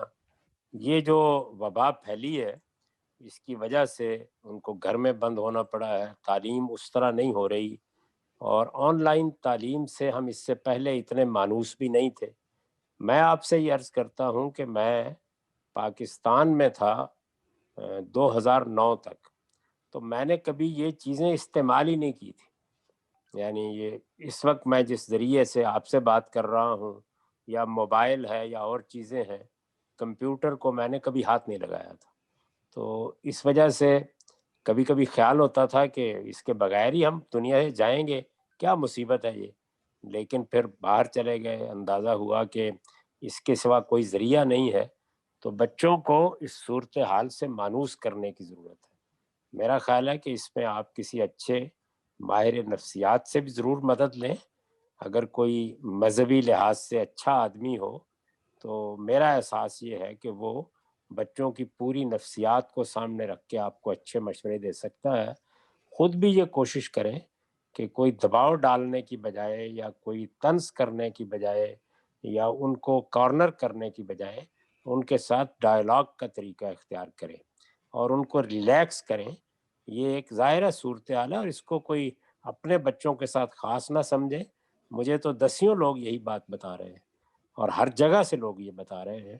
تو اس کو ایک نارمل صورتحال لے کے بچوں کو کچھ مانوس کرنے کی کوشش کرنی چاہیے. مجھے بتایا بہت سے لوگوں نے کہ بہت سے کالج اور ایسے ادارے ہیں جن میں خود وہ کالج یا ان کی انتظامیہ بھی اچھے ماہرین نفسیات کی خدمات فراہم کر رہی ہے. تو میرا احساس ہے کہ اگر آپ کو بھی اس کی کوئی ضرورت ہو تو آپ رجوع کر سکتے ہیں. ہو سکتا ہے کینیڈا میں بھی اس کا بندوبست کیا گیا ہو اور ریاست یا حکومت کے ادارے بھی لوگوں کی مدد کر رہے ہو. یہ بچوں کے لیے ایک واقعی مسئلہ بنا ہے، گھر میں رہنے کی وجہ سے مسئلہ بنا ہے، آن لائن تعلیم کی وجہ سے، دوست احباب سے الگ ہونے کی وجہ سے. تو اس کو ایک بالکل نارمل مسئلہ سمجھ کر ریلیکس ہو کے مدد لے کر اس کو ڈیل کرنے کی صحیح کریں. اس پہ بہت زیادہ پریشان نہیں ہونا چاہیے. اس طرح کی وبائیں جب بھی کبھی دنیا میں آئی ہیں تو ایک لوگوں کے اوپر ٹراما کی کیفیت ہو جاتی ہے. یہ جو وبا ہے یہ تو پھر جدید دور میں ہے، کوئی ویکسینیشن ہو رہی ہے، کوئی اور اس طرح کے معاملات ہو رہے ہیں، لوگ ایجوکیٹ بھی بہت ہیں، کوئی ماسک پہن رہا ہے، کچھ کر رہا ہے. اس سے پہلے جو وبائیں تاریخ میں پھیلی ہیں ان کے حالات پڑھنے کے بعد تو آدمی کے رونگٹے کھڑے ہو جاتے ہیں. تو اس میں پتہ نہیں لوگوں کا کیا حال ہوا ہوگا. تو میری گزارش یہ ہے کہ اس کو بھی اللہ تعالیٰ کا ایک امتحان سمجھ کر حوصلے کے ساتھ خود بھی اس کا مقابلہ کریں اور بچوں کو بھی آہستہ آہستہ آمادہ کریں کہ وہ یہ آن لائن طریقے اب اختیار کر لیں. کئی کمپنیاں ہیں جو کام اس طریقے سے کر رہی ہیں، بلکہ بہت سی کمپنیوں نے تو ہمارے یہاں یہ ڈیلس چونکہ بالکل امریکہ کے وسط میں ہے، یہاں بہت سے خاندان منتقل ہو رہے ہیں صرف اس وجہ سے کہ ان کی کمپنیوں نے فیصلہ کر لیا ہے کہ تجربہ اچھا رہا ہے، اب ہم آن لائن ہی کام کریں گے. تو بچوں کو اس کے وہ پہلو بھی بتانے چاہیے. اللہ تعالیٰ آپ کی مدد کرے. باقی اللہ سے دعا بہت کرنی چاہیے، نماز پڑھ کے دعا کرے. بندہ جب اللہ سے دعا کرتا ہے تو اس طرح کی مشکل صورتحال میں اللہ تعالیٰ کی مدد، نصرت اور توفیق بھی اس کے شامل ہو جاتی ہے. سیاسی سوالات کو میں کبھی موضوع نہیں بناتا، اس لیے کہ لوگوں کی مختلف جماعتوں پارٹیوں کے ساتھ افیلیشنز ہوتی ہیں اور اس میں وہ بڑی حد تک جذباتی بھی ہوتے ہیں. تو میں اس کو کبھی موضوع نہیں بناتا. اصولی بات میں آپ کی خدمت میں عرض کر دیتا ہوں، اور وہ اصولی بات یہ ہے کہ دیکھیے ہر جمہوری معاشرے میں جہاں پر سیاسی جماعتیں ہوں گی، ان کے اختلافات ہوں گے، جہاں پہ الیکشن ہو رہے ہوں گے، تو وہاں پر حکومت پہ تنقید بھی ہوتی ہے، وہاں لوگ مظاہرے بھی کرتے ہیں، اس کے لیے مختلف طریقے بھی اختیار کرتے ہیں. تو ان میں سے اگر کوئی طریقہ امن و امان کو خراب نہیں کرتا، وہ آئین کے حدود میں جدوجہد کا طریقہ ہے، اس میں جمہوریت کے جو عام اصول ہیں ان کو پامال نہیں کیا جاتا، سڑکیں بند نہیں کی جاتی، لوگوں کے لیے رکاوٹیں کھڑی نہیں کی جاتی تو کوئی حرج کی بات نہیں ہے. کوئی گروہ استعفے دینا چاہتا ہے تو استعفے بھی دیے ہی جاتے ہیں. کوئی مظاہرہ کرنا چاہتا ہے قانون کے حدود میں تو وہ بھی کر ہی سکتا ہے. اور کوئی دوسرا راستہ بھی اگر کسی نے اختیار کرنا ہو تو اس میں بھی کوئی حرج کی بات نہیں ہے. تو میرے نزدیک اصولی چیز یہ ہے کہ قانون کی خلاف ورزی کرنا، لوگوں کے لیے تکلیف کا باعث بننا، راستے بند کرنا، سڑکوں کے اوپر دھرنے دے کے بیٹھنا، یہ چیزیں سخت قابل مذمت ہیں. یہ اس وقت کی اپوزیشن کرے یا اس وقت کی حکومت جو کچھ پہلے کرتی رہی ہے، یہ سب بالکل ناجائز کام ہے. قانون کے حدود میں رہ کر جو کچھ بھی آپ کر سکتے ہیں وہ آپ کا حق ہے. اپنی رائے بیان کیجئے، کوئی جلسہ کرنا ہے کریں، لیکن متعین جگہوں پر لوگوں کے لیے کسی تکلیف کا باعث بنے بغیر اور اسمبلی میں استعفیٰ دینا یا بیٹھنا یہ آپ کی ثوابدید پر ہے. اس میں بھی کوئی ایسی چیز نہیں ہے. تو جائز راستے جتنے بھی اختیار کریں گے حکومت اختیار کرے اس میں بھی ویلکم کیا جائے گا، اپوزیشن اختیار کرے اس میں بھی کوئی قابل اعتراض بات نہیں ہے. ویسے میں بطور اصول یہ سمجھتا ہوں کہ ہمارے ہاں حکومتوں کو یہ موقع ملنا چاہیے کہ وہ اپنی مدت پوری کریں. بہت سے نالائق لوگوں سے جان ہی اس وقت چھوٹتی ہے جب انہیں مدت پوری کرنے کا موقع دیا جائے. بہت شکریہ جی. خاندان بشارت کے تیسرے فرزند ارجمند عابد بشیر صاحب. السلام علیکم استاد محترم، کیا حال جی چال ہے؟ وعلیکم السلام. خیریت سے ہیں آپ؟ الحمدللہ. آپ سنائیں کیا حالات، طبیعت آپ کی ٹھیک ہے؟ اللہ کا کرم، اللہ کا شکر ہے. اچھا، میرا ایک مختصر سا سوال ہے. بچوں کی تربیت کے حوالے سے آپ کے کافی پروگرام سنے ہیں اور الحمدللہ بہت زیادہ اس سے رہنمائی ملی. یہ رمضان کے حوالے سے ایک سوال پوچھنا تھا کیونکہ یہ وقت بڑا مختصراً ہوتا ہے، تو اس میں ہم بچوں کو کس حد تک یعنی کہ پش کر سکتے ہیں کہ وہ اپنے رمضان کے جو ہے وہ روزے پورے کریں جب وہ کہ بلاغت کی عمر میں بھی ہوں، اور زیادہ سے زیادہ عبادات میں مصروف رہیں اس منتھ میں. تو اس میں ہم لوگ ان کو زیادہ پش کر سکتے ہیں یا یہ انہیں کی مرضی پہ ہی ان کو چھوڑا جائے؟ نہیں، بالغ ہونے سے پہلے تو والدین کو تربیت بھی کرنی چاہیے، توجہ بھی دلانی چاہیے، لیکن جب بچے بالغ ہو گئے تو اس کے بعد تو بس آپ ایک شائستہ نصیحت ہی کر سکتے ہیں. پھر تو آپ کے اختیارات ختم ہو گئے. اب ان کو فیصلہ کرنا ہے، اور شائستہ نصیحت کو کبھی ایسی صورت نہ دیں کہ جس سے نفرت پیدا ہو جائے. یعنی محبت کے ساتھ توجہ دلانا، اللہ تعالیٰ کو یاد کرانا، میں کسی مناسب موقع پر اس طرح بات کرنا کہ کوئی لوگوں کے لیے تنگی بھی پیدا نہ ہو اور بات بھی پہنچ جائے. تو بالغ لوگوں کے ساتھ تو ایسے ہی بات کرنی چاہیے جیسے ہم آپ لوگوں کے ساتھ کرتے ہیں. ٹھیک، بہت شکریہ. بہت شکریہ جی عدیلہ بہن. شکریہ فیصل صاحب. السلام علیکم عامر صاحب، کیسے ہیں آپ؟ اللہ کا شکر ہے. سر سوال تو بہت ہوتے ہیں، میں نے بڑی ہمت کر کے میں نے کہا جو ابھی ایشو ہے میرا وہ میں آپ سے پوچھ لوں. پچھلے دنوں کوئی آرٹیکل شیئر ہوا تھا ہمارے گروپس پہ جو ان اپروپریٹ تھا، جو پاکستان میں کسی نے لکھا تھا. میں آرٹیکل پہ بحث نہیں کرنا چاہ رہی، وہ تو جو بھی تھا اس پہ بہت تبصرے ہوئے. کسی نے کہا کہ فریڈم آف اسپیچ ہے، کسی نے کہا کہ ہم نے پڑھا بھی نہیں، اتنا برا تھا، جو بھی جو کہے. لیکن میرے بچوں کی نظر سے بھی گزرا تو میں بچوں کی طرف سے یہ بات کرنا چاہ رہی تھی. بچوں کا ہی سوال تھا. کسی نے کسی طرح سے ریئیکٹ کیا میرے یہاں بھی بچوں نے، تو کسی نے کہا ایک فریڈم آف اسپیچ ہے لیکن آرٹیکل صحیح مجھے بھی نہیں لگا. تو ہم بچوں کو پھر کس طرح سے اس چیز میں ٹرین کریں کہ انہیں کوئی ایسی چیز جو رسول یا اللہ کے خلاف ہو، جس میں کوئی چیز یا اپروپریٹ نہ لگ رہی ہو، تو وہ انہیں کس طرح سے بتانا چاہیے کہ وہ کیسے ریئیکٹ کریں ان چیزوں کو. کیونکہ یہ باہر رہتے ہیں، ان کی اور لوگوں سے بھی ملاقات ہوتی ہے اور شاید اس قسم کی چیزیں ان کی نظر سے گزرتی ہوں. اور مجھے تھوڑا سا یہ بھی لگتا ہے کہ ایک دفعہ تو یہ کہہ دیا اور میں چپ رہی، لیکن آگے چل کے یہ بے حسی نہ کنورٹ ہو جائے یہ چیز. تو کیا کہنا چاہیے بچوں سے ایسی چیزوں کے بارے میں؟ میرے نزدیک اس وقت آپ جس زمانے میں اس وقت جی رہی ہیں اس میں اب آپ کو لوگوں کو ایجوکیٹ ہی کرنا ہے. اور یہ جس کو آپ نے کہا نا بے حسی یا حساسیت، یہ بھی ایجوکیشن کی چیز ہے. یعنی بچے کو معلوم ہونا چاہیے کہ اچھی اقدار، اچھی ویلیوز یہ ایسی چیز ہے جس کے لیے حساس ہونا چاہیے. کسی کی عزت کرنا، کسی کا احترام کرنا، کسی کے جذبات کا خیال رکھنا. اب مثال کے طور پر میں یہاں امریکہ میں آیا تو پاکستان میں ہم بالعموم سوچے سمجھے بغیر کسی کو کہہ دیتے ہیں کہ وہ فلاں صاحب جو ہیں وہ تو اصل میں کالوں میں سے ہیں. لیکن یہاں یہ لفظ آپ کی زبان سے نکل جائے تو لوگ اس کو بہت برا محسوس کرتے ہیں. اسی طریقے سے اور بہت سے موضوعات ہیں جن کو آپ امریکی معاشرے میں بڑی سینسٹیوٹیز میں رکھ سکتے ہیں. ہم لوگ 10 سال وہاں ملیشیا میں رہے، وہاں کے معاشرے کی اپنی کچھ سینسٹیوٹیز تھیں. تو یہ باتیں بچوں کو ایجوکیٹ کرنا چاہیے کہ آپ جب دنیا میں جیتے ہیں تو یہ ضروری ہے کہ آپ گفتگو کرتے ہوئے، بات کرتے ہوئے، کرٹیسزم کرتے ہوئے اپنے گرد و پیش کے لوگوں کے جذبات کا خیال رکھیں اور یہ کوشش کریں کہ شائستہ اور مہذب طریقے سے گفتگو کی جائے، خاص طور پر ان شخصیات کے بارے میں جن سے لوگ محبت کرتے ہیں. میں اگر کسی کے باپ کے بارے میں اس کے سامنے گفتگو کروں گا تو بہت سی چیزوں کا لحاظ رکھوں گا.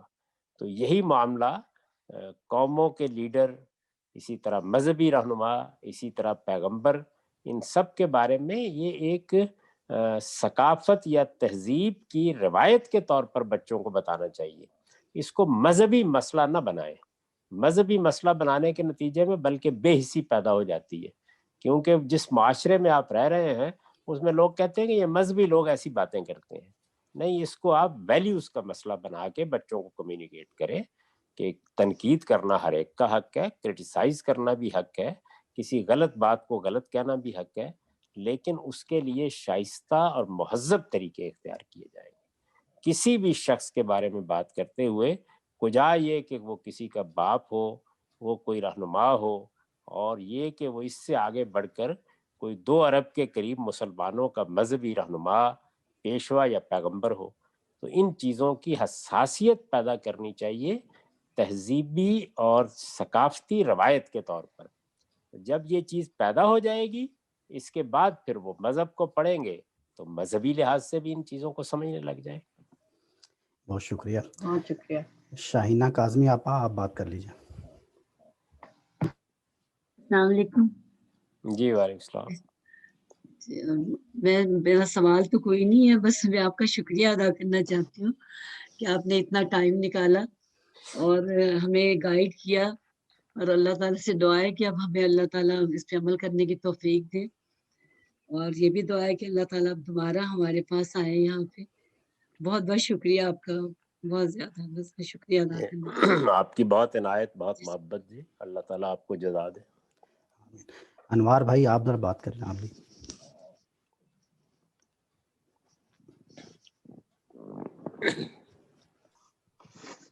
جی السلام علیکم. جی وعلیکم السلام.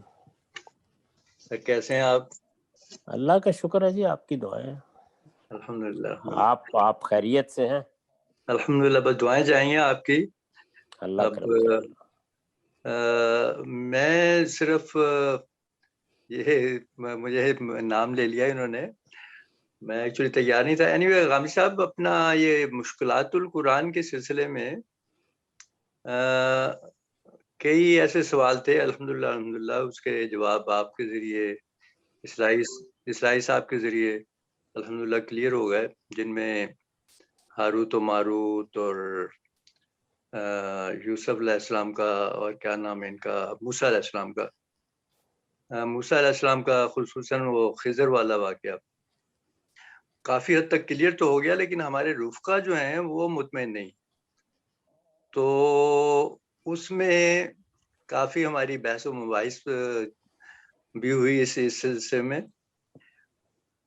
تو اگر ہو سکے، اگر ٹائم ہو تو، پتہ نہیں اس میں ٹائم لگے گا، ہاروت و ماروت کا جو ہے قصہ، اس کے بارے میں اگر تھوڑا سا اور کلیئر کر دیں کہ جو اسلائی صاحب نے پوائنٹ آف ویو جس طرح بیان کیا، کیونکہ وہ تو کہتے ہیں نا کہ وہ جادو سکھاتے تھے، لیکن اسلائی صاحب نے اس سے تھوڑا سا اختلاف کیا. تو ایک تو یہ، دوسرا یہ ہے کہ آپ سے بھی ہم جاننا چاہیں گے کہ آپ بھی مشکلات القرآن میں کہیں کسی جگہ پہ آپ کو بھی کوئی مشکل آئی تو کوئی شیئر کیجئے ہمارے ساتھ. جی قرآن مجید تو علمی لحاظ سے دنیا کی مشکل ترین کتاب ہے، اس کے بارے میں کون کہہ سکتا ہے کہ مشکل پیش نہیں آئی. میں نے تو کئی مرتبہ لوگوں کو یہ توجہ دلائی ہے کہ تذکیر اور نصیحت کے لیے اور عام مطالعے کے لیے قرآن دنیا کی آسان ترین کتاب ہے. اگر آپ قرآن سے نصیحت حاصل کرنا چاہیں تو سادہ ترجمہ بھی پڑھیں تو آدمی کی اصلاح ہو جاتی ہے اور اللہ یاد آتا ہے اور اس کی صفات کا صحیح شعور پیدا ہوتا ہے اور توحید اور آخرت کے بارے میں آدمی بیدار ہو جاتا ہے.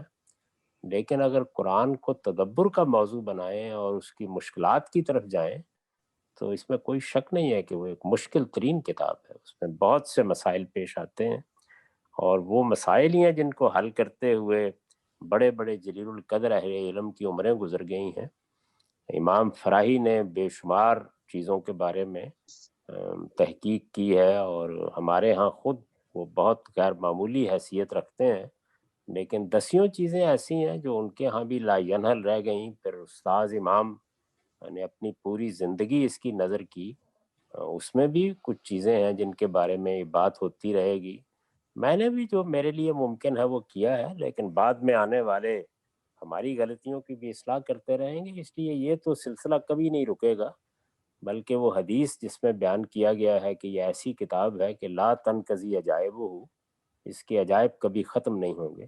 میرا اپنا تجربہ یہ ہے کہ دسیوں مرتبہ ایک مقام کو پڑھتے ہیں، یاد بھی ہوتا ہے، تلاوت بھی کرتے رہتے ہیں، لیکن اگر کوئی مسئلہ پیدا ہو جائے اس کے بارے میں اور اس پر غور کرنا شروع کریں تو ایسے ایسے پرت کھلنا شروع ہو جاتے ہیں جن کی طرف کبھی توجہ ہی نہیں ہوتی. تو یہ تو ہمیشہ رہے گا قرآن مجید میں. باقی جو آپ نے ہاروت و ماروت کے بارے میں ارشاد فرمایا ہے تو اس میں گزارش یہ ہے کہ مولانا اصلاحی نے بڑا تفصیلی تجزیہ کر کے آیت کی تالیف میں بتا دیا ہے کہ وہ جادو بالکل نہیں سکھاتے تھے. جادو تو ایک شیطانی کام ہے، فرشتے کیسے سکھا سکتے ہیں؟ وہ ایک بالکل روحانی نوعیت کا علم لے کر آئے تھے اور وہی روحانی علم ہے جس کے بڑے بڑے ماہرین دنیا میں پیدا ہوتے رہے ہیں.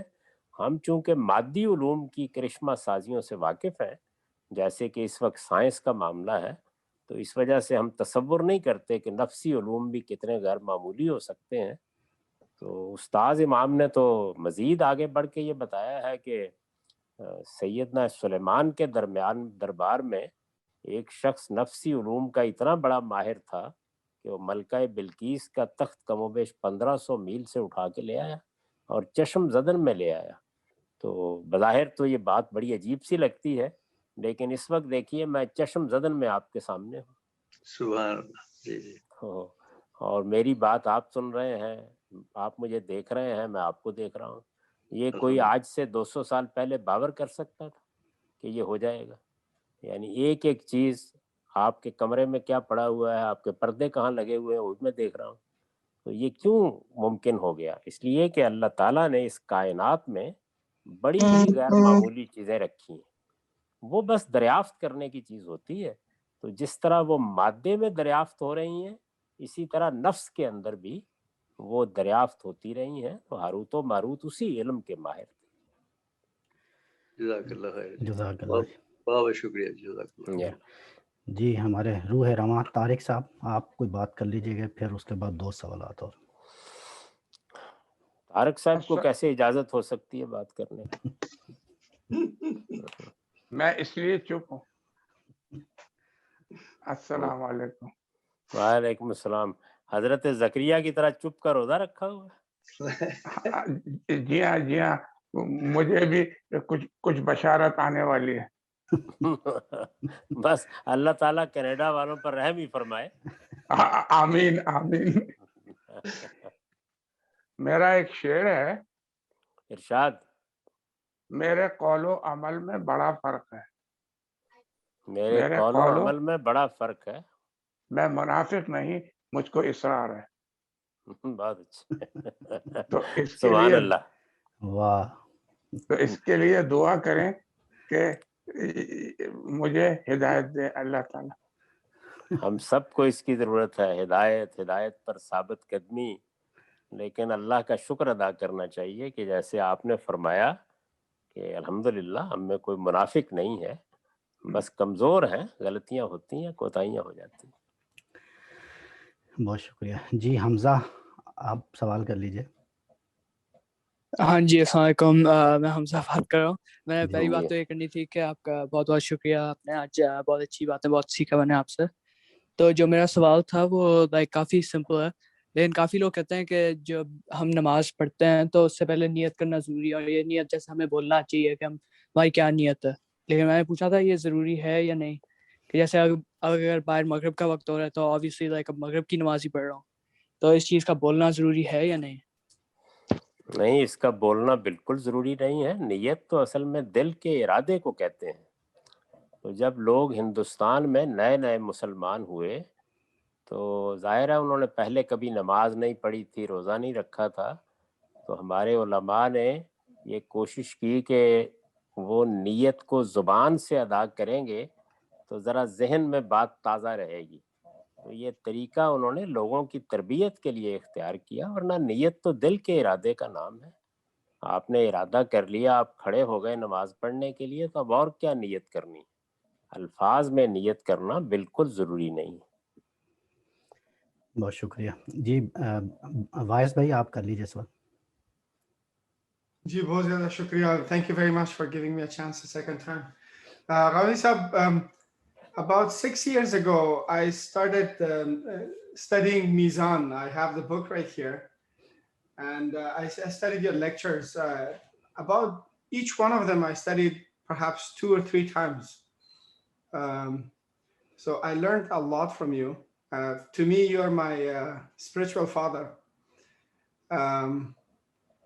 Later on, 5 years down the road now, I have come to realization that ahadith, as I've learned from you, they are zanni wa subut. And there's a lot of things that are in ahadith that I personally cannot accept. And I've realized that the entire religion, I can take it from the Quran. And anytime something from hadith comes in, hadith is considered practically in the society, it's considered as the Furqan, not the Quran. The hadith comes and tells us what to think and how to interpret the Quran. To me, that is not the position of the Quran to be interpreted under the light of hadith like that. And I've learned that from you, but slowly and gradually I'm coming to realize that there's a lot of interpretation of the Quran. Even when I'm hearing it from you, even from you I see that hadith coming on top, and I just do not feel comfortable. I want to ask you that question. Where is it that I'm misunderstanding you? پہلی بات تو یہ سمجھ لیجئے کہ ہمارے دین کی بنیاد قرآن اور سنت ہے. قرآن اللہ کی کتاب ہے، وہ ہمارے پاس اپنی اصل زبان میں ہے، اس کو کسی دوسری چیز کی ضرورت نہیں ہے. آپ کو قرآن ہی پر غور کر کے اس کو سمجھنا ہوتا ہے. جو چیزیں بھی کوئی عالم بتاتا ہے یا صحابہ کرام اپنی کو انڈرسٹینڈنگ بیان کرتے ہیں، یہ سب سپورٹ کی چیزیں ہیں، یعنی ہمیں غور کرنے پر آمادہ کرتی ہیں. ہم دیکھتے ہیں کہ اچھا یہ فلاں عالم نے اس کو اس طرح سمجھا ہے تو ہم بھی دیکھیں. کیونکہ سارے انسان جب کسی کتاب کو پڑھیں گے تو سب کی صلاحیت ایک جیسی نہیں ہوتی، اور سب لوگ ایک جیسا وقت بھی نہیں دے پاتے. ایک شخص روا روی میں کسی وقت قرآن پڑھتا ہے، ایک دوسرا آدمی ساری زندگی لگا کے قرآن پر کام کرتا ہے. تو اس سے فائدہ اٹھانا، یعنی بڑے اسکالرز ہیں، علماء ہیں، فائدہ اٹھانا یہ تو بہت ضروری ہے. لیکن ان میں سے کسی چیز کو بھی آپ آخری چیز نہیں کہتے، آپ اس کی روشنی میں قرآن ہی پر غور کرتے. یعنی اگر کسی عالم کی رائے آ گئی ہے، کوئی صحابہ کی رائے آ گئی ہے، کوئی تابعین کی رائے آ گئی ہے، یا اسی طریقے سے کوئی حدیث آ گئی ہے، تو اس کو سامنے رکھ کر آپ دوبارہ غور کرتے ہیں کہ कहीं ऐसा तो नहीं कि जो बात यहाँ बयान की जा रही है मैं उसको समझने में गलती कर गया हूँ। तो बार बार गौर करने के नतीजे में आप कुरान की बुनियाद पर जिस राय पर पहुँचते हैं वही असल चीज़ है और आप उसी के लिए अल्लाह के सामने जवाबदेह भी हैं। यानी आदमी ये मदद लेता है लेकिन आखिरी फैसला अल्लाह की किताब करती है। अमली ज़िंदगी के लिए मैंने कई मरतबा बताया है कि रसूलुल्लाह ने एक सुन्नत कायम कर दी, वो सब सहाबा के ज़रिए हमको पहुँच गई, मुसलमान उस पर अमल पैरा है। नमाज है, रोज़ा है, हज है, उम्रा है, इसी तरह से बदन की सफाई की बात चीज़ें हैं, आम ज़िंदगी के आदाब हैं, मुर्दों को दफन करना है, तजहीज़ तकफीन करनी है, ये चीज़ें जो हैं ये मुसलमानों के यहाँ राइज कर दी गई। इनमें किसी हदीस की ज़रूरत नहीं होती, किसी चीज़ की ज़रूरत नहीं होती। तो ये दोनों चीज़ों के साथ हमारा दीन मुकम्मल हो जाता है, यानी किसी और चीज़ की ज़रूरत नहीं। अब इसके बाद ज़ाहिर है कि रिसालत मआब सल्लल्लाहु अलैहि वसल्लम हमारे पैगंबर हैं, तो हर इंसान की ये आरज़ू होती है, ख्वाहिश होती है कि वो रसूलुल्लाह की सीरत को जाने, आपके हालात का मुताला करे और अगर आपने किसी कुरान के बारे में या हदीस या सुन्नत के बारे में या किसी और चीज़ के बारे में कोई नसीहत फरमाई है, कोई बात कही है, किसी चीज़ की वजाहत की है और वो हमें मिल गई है रिकॉर्ड में, तो सर आँखों पर रखेंगे, ज़रूर उसको पढ़ेंगे, देखेंगे, लेकिन उसको पढ़ते हुए और देखते हुए फ़ैसला अल्लाह की किताब ही करेगी। कोई चीज़ अल्लाह की किताब पर हुकूमत नहीं कर सकती। ये सब चीज़ें मददगार होती हैं, खा वो कोई हदीस हो, खा वो कोई सहाबा की बात हो, खा वो किसी आलिम की राय हो। मदद लेते हुए आदमी आगे बढ़ता है, क्योंकि हम सब इंसान गलतियां करते हैं, कहीं हमारे इल्म में कमी होती है, कहीं हमारे गौर करने में कमी होती है, तो ये चीज़ें सपोर्ट करती हैं। तो इस तरह ही मैं देखता हूँ, मैंने तो कभी ये नहीं किया कि किसी हदीस को या किसी रवायत को या किसी आलिम की राय को मैं फ़ौक़ियत दूँ। अगर आपने ऐसी कोई चीज़ मेरी किसी गुफ्तगू में, बात में या मेरी किसी किताब में देखी है तो उसकी मिसाल दें, मैं उसकी वज़ाहत कर दूँगा। ये सब चीज़ों से हम मदद लेते हैं अल्लाह की किताब को समझने में और मदद तो इंसान को एक बच्चे की बात से भी लेनी चाहिए। हो सकता है वो किसी चीज़ की निशानदेही कर दे, तो ये तो फिर पैगंबर की तरफ से मंसूब की गई बातें। अगर इजाज़त हो तो एक मिसाल दूँ? जी, इरशाद। मिसाल ये है कि कुरान शरीफ में एक जगह आया है कि अगर कोई औरत फ़ाहिशा करती हुई आई, तो उसको घर में बंद कर दो, जब तक अल्लाह ताला कोई और फैसला कर दे उसके हक में या वो मर जाए। लेकिन हदीस में आया है कि अब वो फैसला हुआ है, उसको रजम कर दो। लेकिन ये कुरान में नहीं आया है। अगर हदीस को माना जाए तो कुरान पर हदीस हुकूमत कर रही है अभी, और ये मैंने आपसे सुना है कि हदीस में आया है कि उसको अब रजम किया जाए, लेकिन कुरान में है कि उसको बंद कर दो, उसको रजम करने को नहीं कहा गया है। जी, बिल्कुल ठीक फरमाया आपने। कुरान मजीद ने वहाँ एक और बात भी कही है, उसके नीचे वाली आयत में ये कहा है कि वो औरतें जो बदकारी करती हैं उनको घरों में बंद करो, यहाँ तक कि या अल्लाह उनके लिए कोई रास्ता पैदा करे या उनको मौत आ जाए। और उसके नीचे कहा है कि वो मर्द और औरत जो बदकारी करते हैं उनको कुछ थोड़ी सी अजियत दो और उनकी इस्लाह कर दो। तो ये दोनों बातें जो हैं, इन दोनों में खुद कुरान मजीद ने आगे जाके पूरा कानून बयान कर दिया। यानी दूसरे के बारे में सूरह नूर में ये कहा कि अब ये अजियत जो है ये मुतय्यन कर दी गई है और वो 100 कोड़े है। यहाँ तो 100 कोड़े का कोई जिक्र नहीं था। तो दुनिया में जब भी आप किसी माशरे की इस्लाह करते हैं तो उसमें एक ग्रेजुअल तरीका इख्तियार किया जाता है। तो यहाँ तो इतनी बात कही गई थी कि कोई मर्द और औरत अगर बदकारी करते हैं तो उनको ईज़ा दो, उनको कुछ थोड़ा सा तकलीफ पहुँचाओ और उनकी इस्लाह करो। अगर वो इस्लाह कर लें तो अच्छी बात है। और सूरह नूर में जाकर ये कहा कि उनको 100 कोड़े मारो। इसी तरीके से कुरान मजीद ने सूरह मायदा में, यहाँ तो ये जो जगह थी ये तो निसा थी, इसके बाद जब मायदा आई, निसा के बाद تو اس میں یہ فرمایا کہ جو لوگ سوسائٹی کے لیے خطرہ بن جائیں ان کو آپ 4 سزاؤں میں سے کوئی سزا بھی دے سکتے ہیں. یعنی آپ ان کو بدترین طریقے سے قتل کر سکتے ہیں، سلیب چڑھا سکتے ہیں، ہاتھ پاؤں مخالف سمتوں میں کاٹ سکتے ہیں، ان کو جلا وطن کر سکتے ہیں.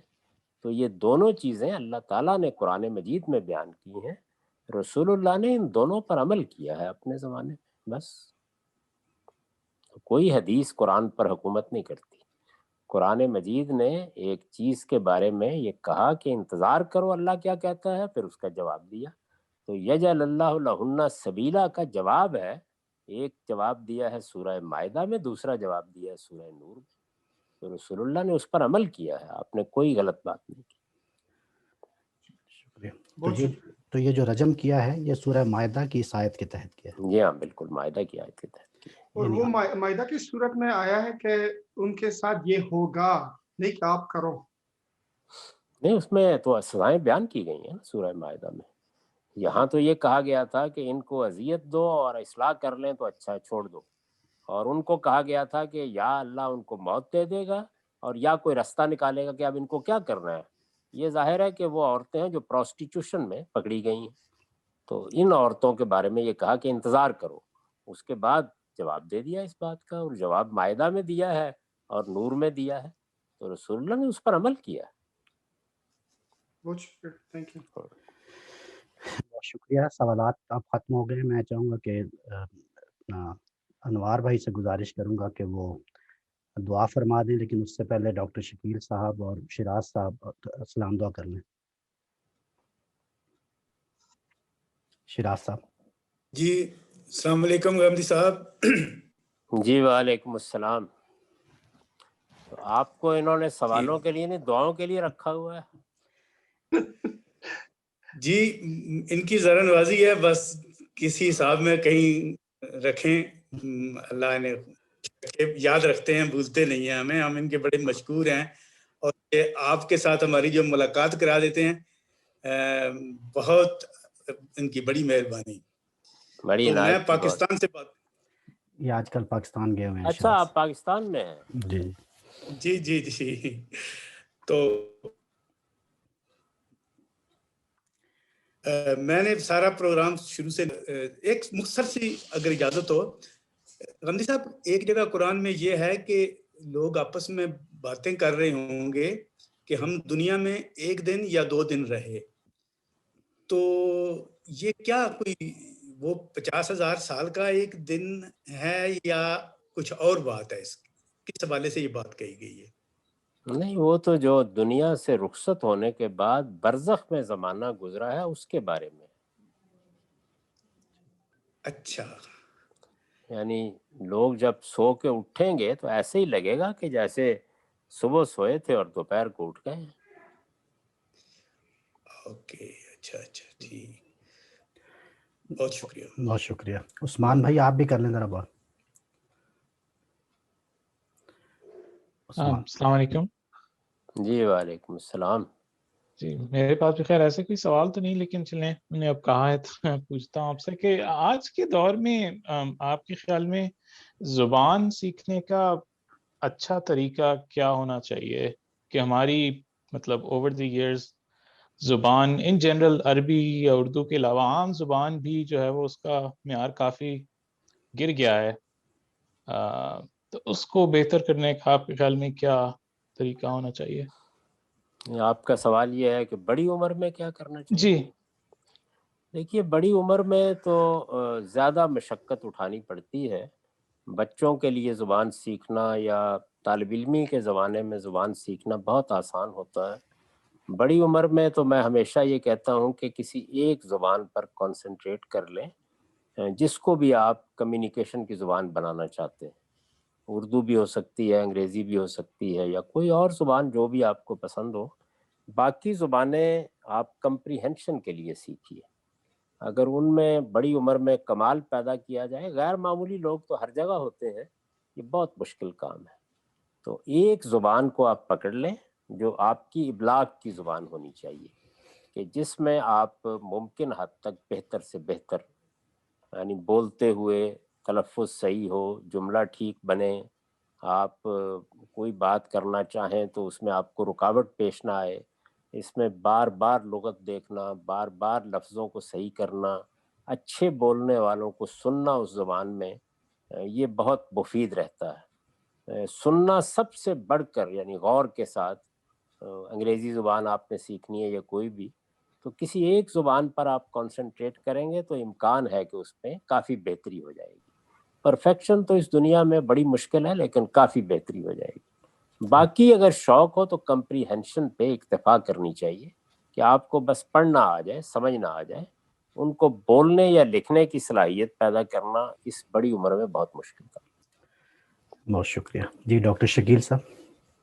جی السلام علیکم استاد محترم. جی وعلیکم السلام. خیریت سے آپ ٹھیک ہیں؟ جی جی اللہ کا شکر ہے. بہت خوشی ہوتی ہے ہمیشہ آپ کو سن کر، دیکھ کر، آپ کی عالمانہ گفتگو، بڑی اور عنایت سلجھی ہوئی نوازی. زبان.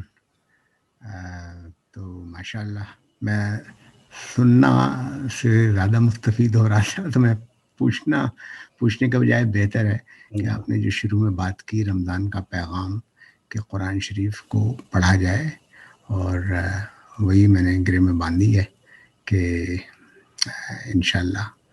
اور آپ بیچ میں کبھی رمضان میں بھی اگر موقع ملے، اب تو کافی رات بھیگ چلی ہے اور آپ بھی ماشاءاللہ بیٹھے ہوئے ہیں، تو کبھی اگر وقت ملے تو رمضان میں بھی ایک محفل رکھیں اور اس میں بھی کچھ دیکھیے جو اللہ تعالیٰ لیکن کو سوال منظور ہو. جواب میں پسند ذاتی طور پہ یہ جو ہے کہ ہم لوگ علماء کو بلا کر اور ہر آدمی ان سے سوال اور جواب کرتا رہتا ہے، مجھے کوئی بہت زیادہ اچھا نہیں لگتا. مجھے اچھا لگتا ہے کہ کسی ٹاپک پر آپ بولیں اور سنیں، اور پھر اس ٹاپک سے متعلق کچھ اگر سمجھنا چاہے تو کر سکتے ہیں. وہ تو خیر جی ہفتے میں 2 دن جاری ہے، اس میں آپ براہ راست سن سکتے ہیں. اور رمضان میں بھی خیال ہے مشکات کی جو حدیثیں ہیں رمضان سے متعلق، ان کا میں درس دینا شروع کر رہا ہوں. 15 منٹ کا ہوگا، تو اس میں آپ براہ راست وہ چیزیں بھی سن سکتے ہیں. تو یہ تو لائیو نشر کریں گے ہم انشاءاللہ. بہت شکریہ. بہت اپنا شکریہ. خیال رکھیے.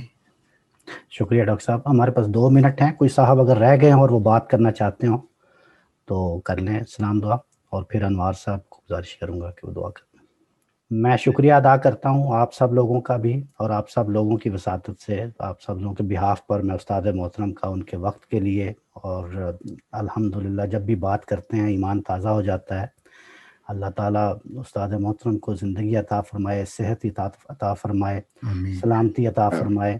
اور ہم سب جو ہیں وہ سچے دل سے یہ سمجھتے ہیں، کم از کم میں سچے دل سے یہ سمجھتا ہوں کہ جو روشنی ہمیں حاصل ہوئی ہے اس کی انشاءاللہ قیامت والے دن گواہی دیں گے، اور اللہ تعالیٰ سے دعا کریں گے کہ ان کے درجات بلند ہوں وہاں پہ. انوار بھائی. اللہم صلی علی سیدنا مولانا محمد وبارک وسلم. ربنا آتنا فی الدنیا حسنۃ وفی الآخرۃ حسنۃ وقنا عذاب النار. ربنا لا تزغ قلوبنا بعد إذ هديتنا وهب لنا من لدنك رحمة إنك أنت الوهاب. آمين. اللهم لا تدع لنا ذنبا إلا غفرته، ولا هما إلا فرجته، ولا دينا إلا قضيته، ولا مريدا إلا شفيته، ولا مريدا إلا شفيته، ولا ميتا إلا رحمته، ولا حاجة من حوائج الدنيا والآخرة إلا قضيتها يا أرحم الراحمين. یا اللہ جو پریشان ہیں ان کی پریشانیاں دور فرما دیں. یا اللہ جو بیمار ہیں یا اللہ انہیں صحت کلی عطا فرما دیں. یا اللہ اس وقت ہمارے عزیز و اقارب یہاں کینیڈا میں اور دوسرے ملکوں میں یا اللہ جو بھی بیمار ہیں یا اللہ اس وبا سے میں جو مبتلا ہیں یا اللہ ان سب کو یا اللہ صحت مند کر دیں، جسمانی روحانی ہر قسم کی صحت عطا فرما دیں. آمین. ہمارے استاد محترم کا بہت بہت شکریہ. اللہ تعالیٰ ان کا سایہ ہمارے سر پہ تا دیر سلامت رکھیں اور ہمیں ان سے فیض حاصل کرنے کی اسی طرح توفیق دیتے رہیں. آمین. اللہ تعالیٰ یہ جو مہینہ آ رہا ہے یا اللہ اس کی برکتیں سمیٹنے کی بھی توفیق عطا فرمائے. آمین. اللہم اغفر لی ولوالدی وارحمہما کما ربیانی صغیرا واغفر اللہم لجمیع المؤمنین والمؤمنات والمسلمین والمسلمات الاحیاء منهم سبحان ربک رب العزت عما یصفون والسلام علی المرسلین والحمد للہ رب العالمین. آمین یا رب العالمین. بڑی عنایت سر، جزاک اللہ خیر. اللہ حافظ جی. اللہ تعالیٰ آپ لوگوں کو خیر عافیت سے رکھے اور اللہ اپنا کرم خاص فرمائے. جزاک اللہ خیر. السلام علیکم. وعلیکم السلام علیکم. حسن صاحب شکریہ کیجیے گا. بہت شکریہ فیصل بھائی. اللہ حافظ. وعلیکم السلام. اللہ حافظ. اللہ حافظ. السلام علیکم. وعلیکم السلام ورحمۃ. بہت شکریہ ملک بھائی، بہت شکریہ آپ کا، اور طارق بھائی آپ کا بھی شکریہ جناب. بہت شکریہ. بہت شکریہ فیصل صاحب، طارق صاحب، سب کا بہت شکریہ آپ لوگوں کا. فیصل بھائی بہت بہت شکریہ، طارق بھائی سب کا بہت بہت شکریہ، سب لوگوں کا. تھینک یو جی. آپ سب لوگوں کا بہت بہت شکریہ کہ آپ لوگ تشریف لائے. وہ سب کی ملاقات ہو گئی، سب سے بہت اچھا لگا. بہت شکریہ. Thank you. شکریہ بہت بہت. فیصل بھائی السلام علیکم. وعلیکم السلام ورحمۃ اللہ. بہت اچھا، الحمدللہ، بڑا ماشاءاللہ اچھا پروگرام ہو گیا. الحمدللہ. شکر الحمدللہ. فیصل صاحب، طارق صاحب، بہت بہت شکریہ. بہت شکریہ جناب. Thank you. اللہ حافظ. اللہ حافظ. اللہ حافظ. بہت بہت شکریہ فیصل بھائی، طارق بھائی. طارق بھائی ایک دفعہ شعر دوبارہ سنا دیجیے گا ذرا، آپ نے جو سنایا تھا. منافقت، ان کو منافقت کا پورا مزہ نہیں آیا، دوبارہ سنا. نہیں میں یاد نہیں کر سکا اس کو، دوبارہ سنا. شعر دوبارہ سنائیں ان کو. اچھا، یہ کیا ہے؟ میں منافق نہیں، مجھ سے اصرار ہے. میرے قول و عمل میں بڑا فرق ہے. واہ. میرے قول و عمل میں بڑا فرق ہے. میں منافق نہیں، مجھ کو اصرار ہے. اچھا، اور یہ ایک ہی شعر ہے یا اس کے آس پاس بھی کچھ ہے؟ اور بھی پوری غزل ہے انشاءاللہ. اچھا، کسی دن رکھتے ہیں، ایسی نشست میں رکھ لیتے ہیں. بہت ہی اچھی، بہت اچھا عمدہ شعر ہے صاحب. شکریہ. میں آپ کو پہلے سن چکا ہوں، میں ان کا بھائی بات کر رہا ہوں. اچھا جی، میں آپ کو پہلے سن چکا ہوں، لیکن یہ شعر بہت بہت اچھا اور عمدہ شعر. شکریہ. ماشاءاللہ. بس اللہ ہمیں توفیق فرما دے کہ ہم منافقت سے نکل سکیں. آمین آمین آمین آمین. چلیے جی، بہت بہت شکریہ آپ سب لوگوں کا. انشاءاللہ پھر ملاقات ہوگی آپ سب سے انشاءاللہ. بہت شکریہ. اللہ حافظ.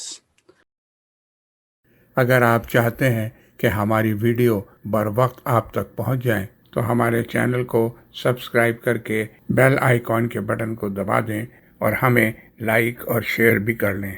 Thank you.